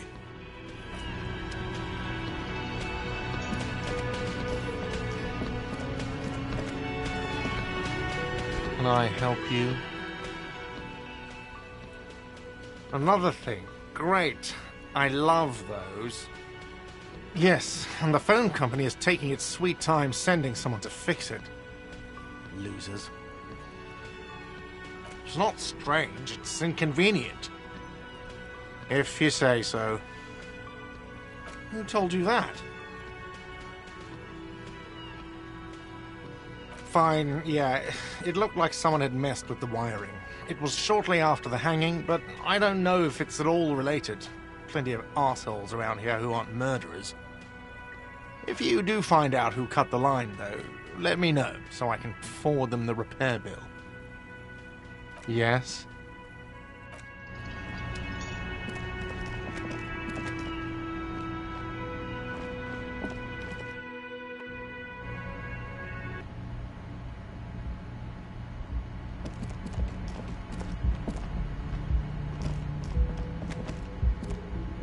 The door is closed. Who is it? This is the police. Can we come in? Come on up. The door is open.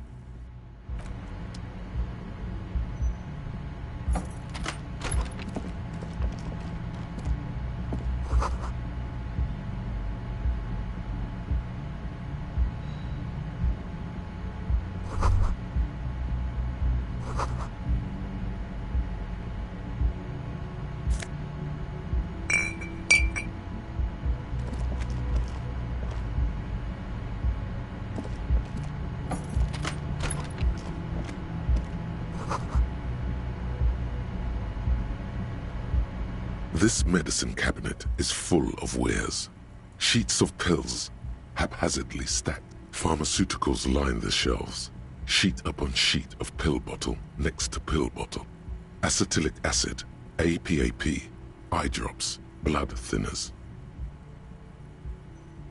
It's been used quite a lot. This toothbrush belongs to someone who doesn't give a damn about her teeth.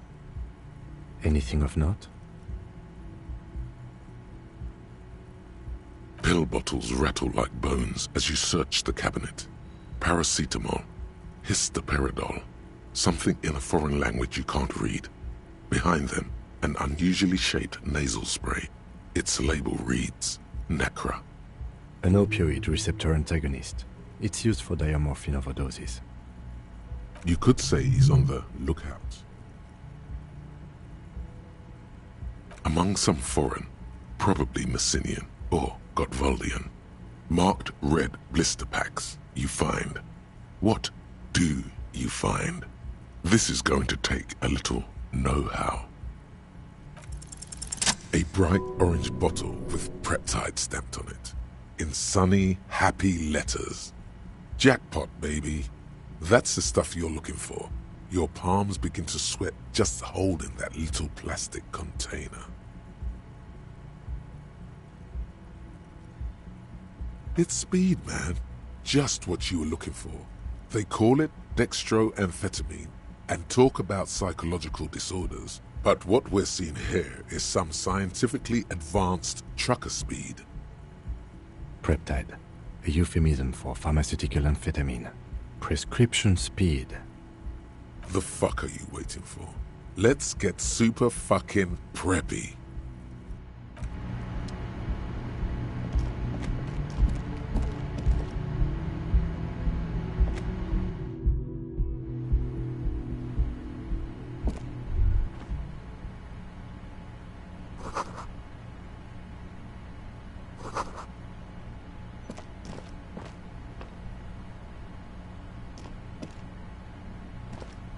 This window is pristine on the inside, unlike the one next to it.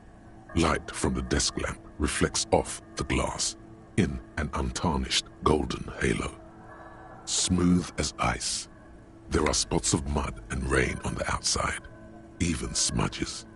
But the surface of the window is clear from the inside. No chips, no hairline fractures. Following your lead, the lieutenant leans in closer to inspect the surface. Looks like it, yes. You know which window has not been recently replaced?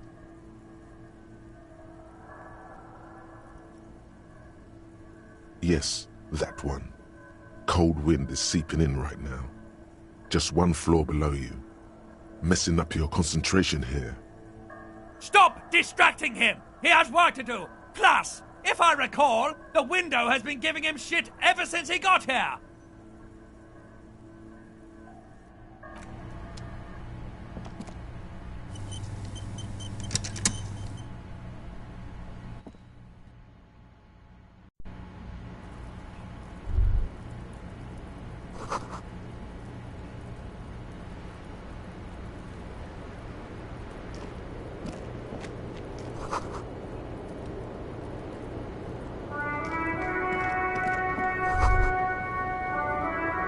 Just as you look at the flowers, a gust of wind raises them from the roof, picking them up in the air.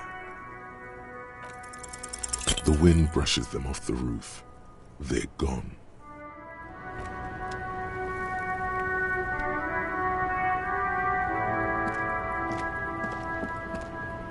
Welcome to the roof.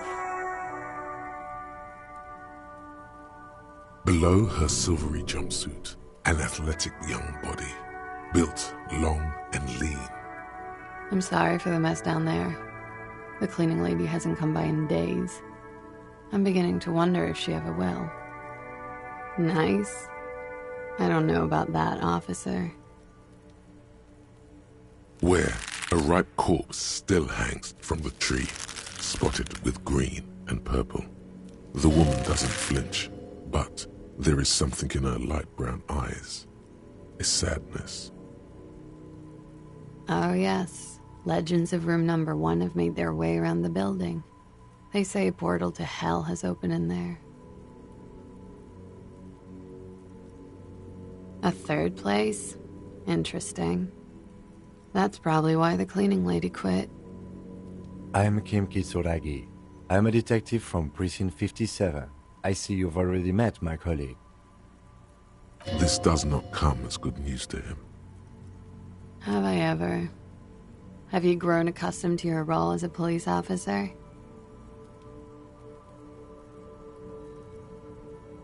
Like riding a coppercycle. Miss, we are investigating the murder of the man who was hanged. The people responsible have asked us to talk to you. Huh. I see. Be careful. Ask something else first. When you go there, use words like, I hear you have been through something difficult.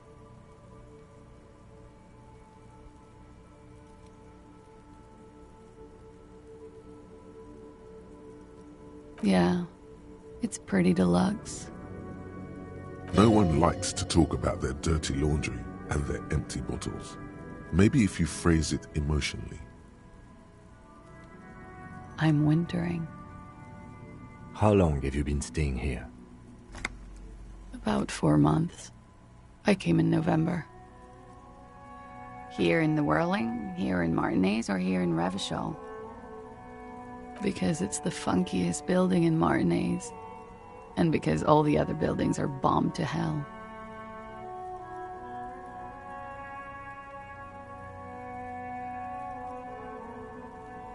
It is. The lieutenant makes a note in his notebook. He finds the answer unsatisfying.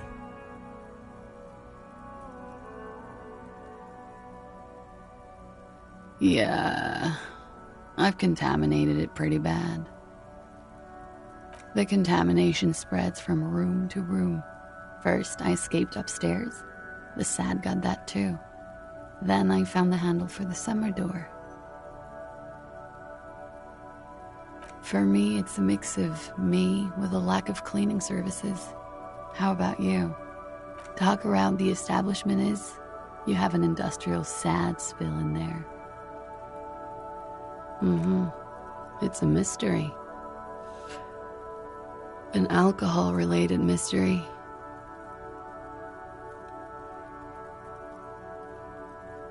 Thank you. I've put a lot of time and effort into it. Technically, possession of narcotics is legal in Revachol, but you should still reprimand her. No, don't listen to the stiff. Be cool.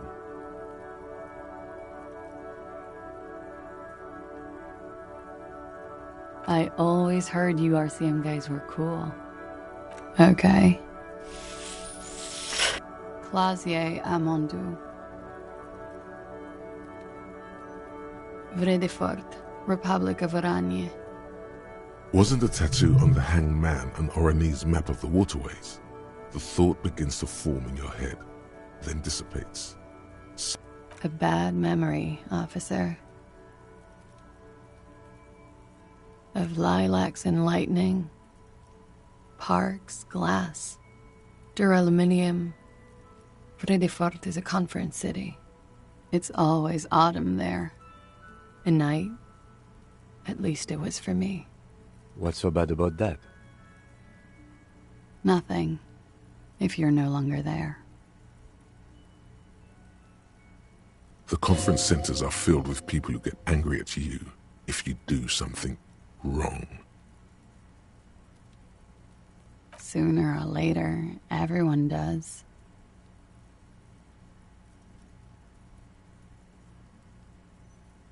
I'm 28.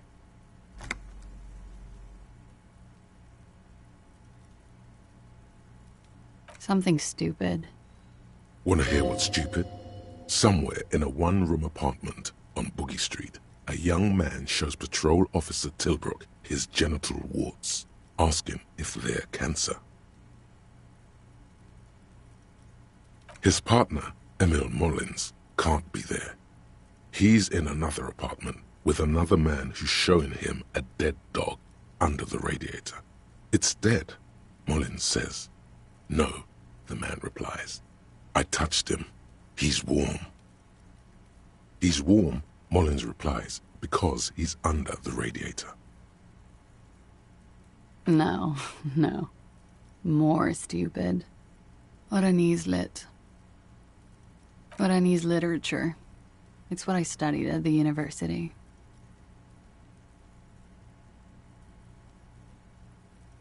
Fear of failure, fear of death, how it sucks to be Oranese. All national literatures are. Only the name of the nation changes.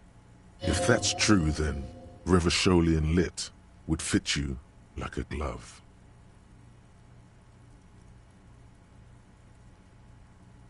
Nothing. I do nothing with it. Cool. I've made more money by just being than I have with Oranese lit. It's not very cool, but what can you do? I'm afraid you can't, officer. Why is that? Because it's buried in a sealed plastic bag at an undisclosed location on the coast, along with cash and airline tickets. Thank you for your candor. Why? They say so in your tourist brochure. Keep travel documents away from your person when west of the river.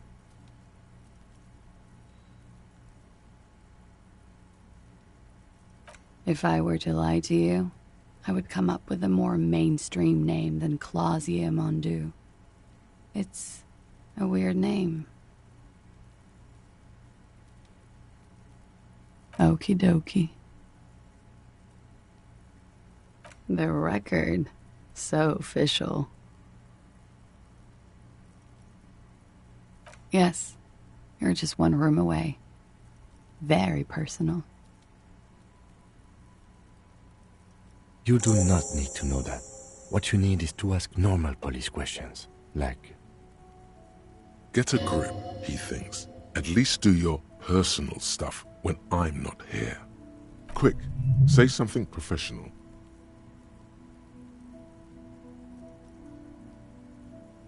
Something difficult? I've been through at least half a dozen difficult things. Which one do you mean? By sexually assaulted, you mean raped? Yes. It's a bit early in the morning for raped, isn't it? She sounds positively buoyant, vivacious, totally unbothered. Is it?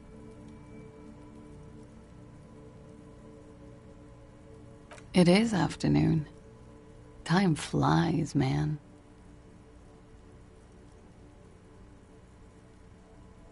Yeah, I'm gonna go with not raped.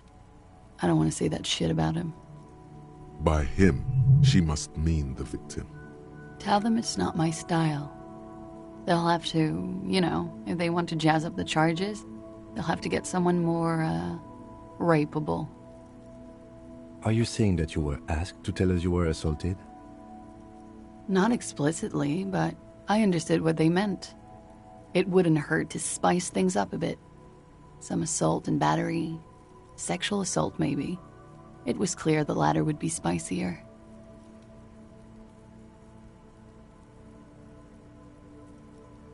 We partied. A lot of partying going on. From Titus. About her and Titus's relationship. That's where you heard it.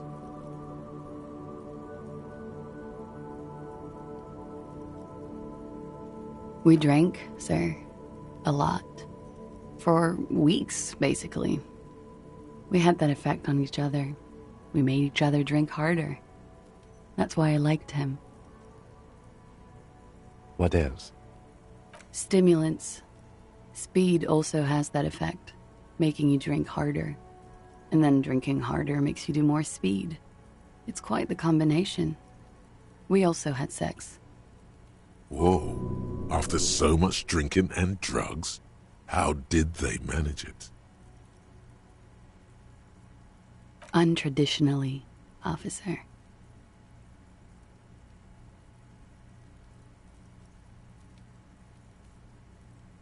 Your imagination starts whirring, whether you want it to or not.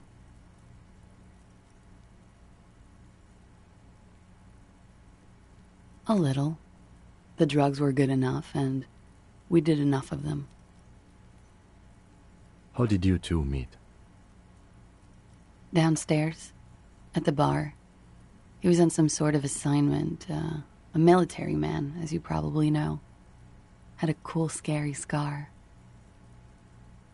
She appears aloof, but that scar part, the scary, is stressed and drawn out. What's that about? Apprehension? With longing. She misses him.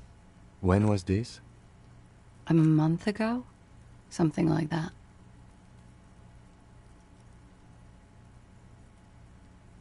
Oh yes.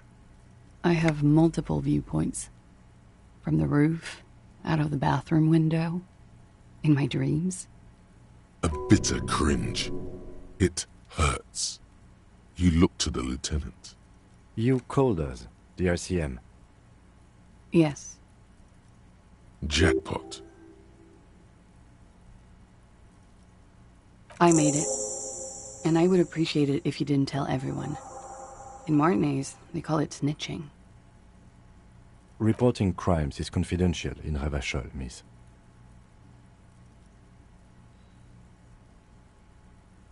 Because I couldn't handle it anymore. None of these people called. He just kept hanging there. Then they started stripping him. Tearing off his armor. Demeaning him. Throwing rocks at him.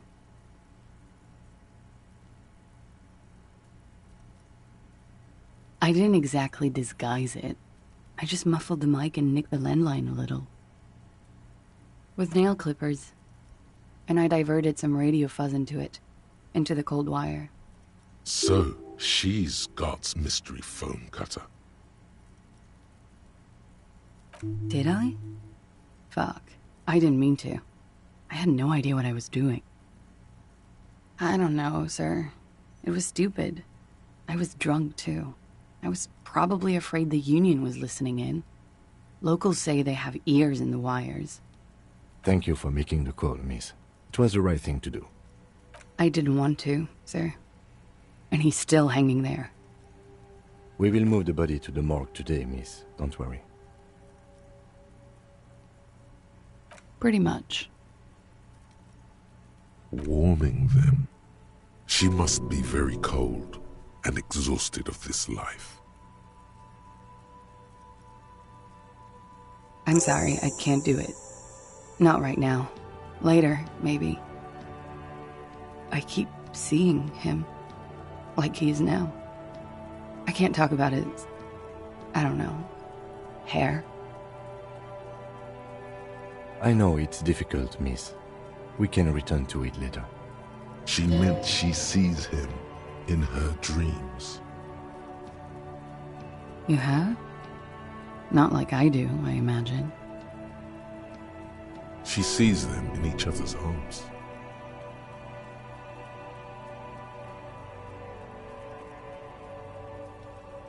Oh, yes. I'm 89% sure.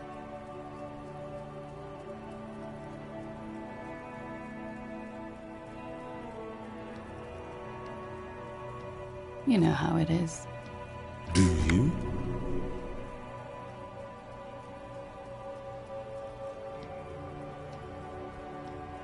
In conclusion, officer, I'm gonna go with a mild to medium not raped here.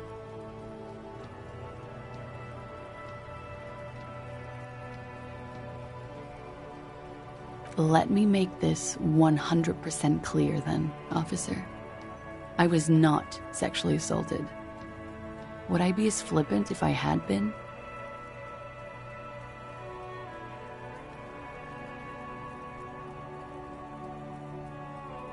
He had something to do with the strike. One has been roiling since I got here. Rotten timing. But you probably know all about it. And his role in the strike was what? I think he was in a security detail. He was ex-military, worked for Wild Pines, and against the Union. We didn't discuss work much, if you know what I mean. But I understood it was dangerous. And they lynched him for it? She nods. They're frequent guests. Downstairs, they have a booth for Union members. They're probably down there now.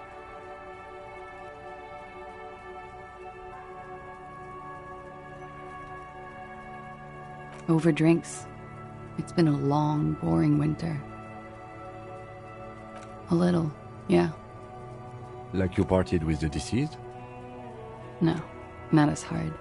I'm sorry to have to ask this, but have you had a physical relationship with any of the Hardy Boys? I have. She sips her coffee. But could that have been part of the reason they hanged him? I hope not. Actually, I know that's not the reason. I'm careful about that kind of thing. Not crossing the wires, you know? But that's probably where they got the rape idea. Men like that? I don't know. It's the way their imaginations work. I suspect it's what they'd like to do to me. She changes balance from one foot to another, crossing her legs. She breathes a silvery sigh of relief and weariness. The air on the roof feels humid. Should we head by downstairs, officer? We may have things to discuss there. She nods. Silvery cigarette fumes disappear into her mouth. Yeah? All right. Not my favorite topic, but okay. How about we, change the subject to something more lighthearted now? She looks back. Time moves. Don't worry. We will protect you from her beauty. We will consult you through the reefs and sounds of her persona. We will see through deceits. You are shielded. You are wise. You are advised. There are muscles on long white bones that line her limbs, just below the silver jumpsuit. Nothing, just time passing. Don't worry. You are not a fool. Anything out of the ordinary and you would be notified. Air moves in your windpipe. Your heart beats. You're a detective. Get back to detecting. She presses her elbows against her waist and slowly turns her head. She presses her elbows against her waist and slowly turns her head. The strange moment ends. It was brief, no longer than 2.2 seconds. Why not? I'll be here until 11 p.m., drinking coffee, most likely.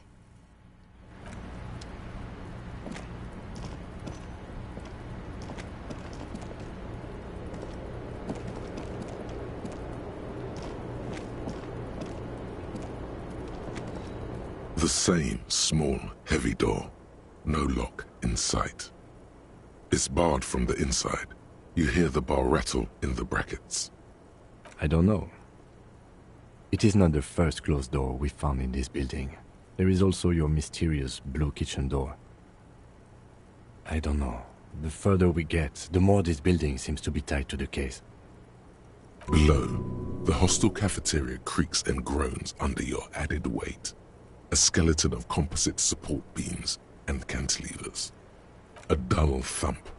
Somewhere inside, a wind brace rattles from the imperceptible motion of the building. The vigilantes, the cadaver, and a number of people connected to the case are in or around this building. This door is part of it. It's not unimportant.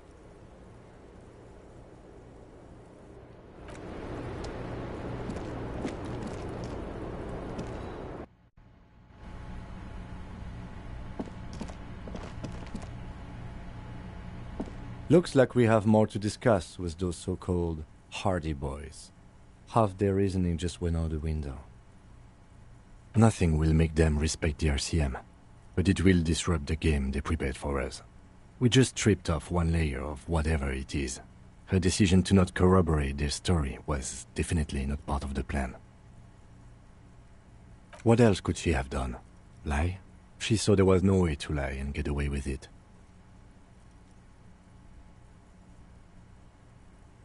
If not you, then me. It was a smart move from her. You think so? Being candid is the best way to lie. The appearance of candor with some facts thrown in draws attention away from whatever one chooses to omit.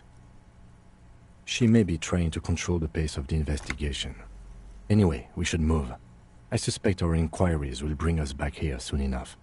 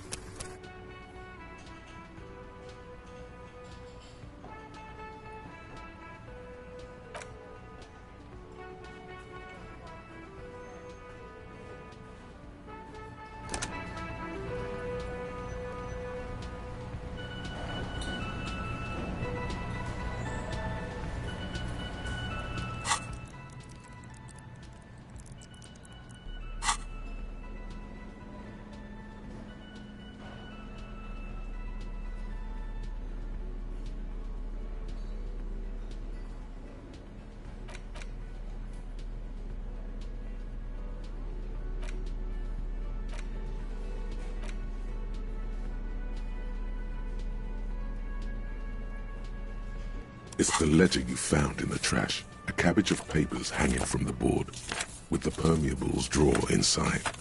It's barely held together by a clip, then made complete by the faint smell of urinal cleaner.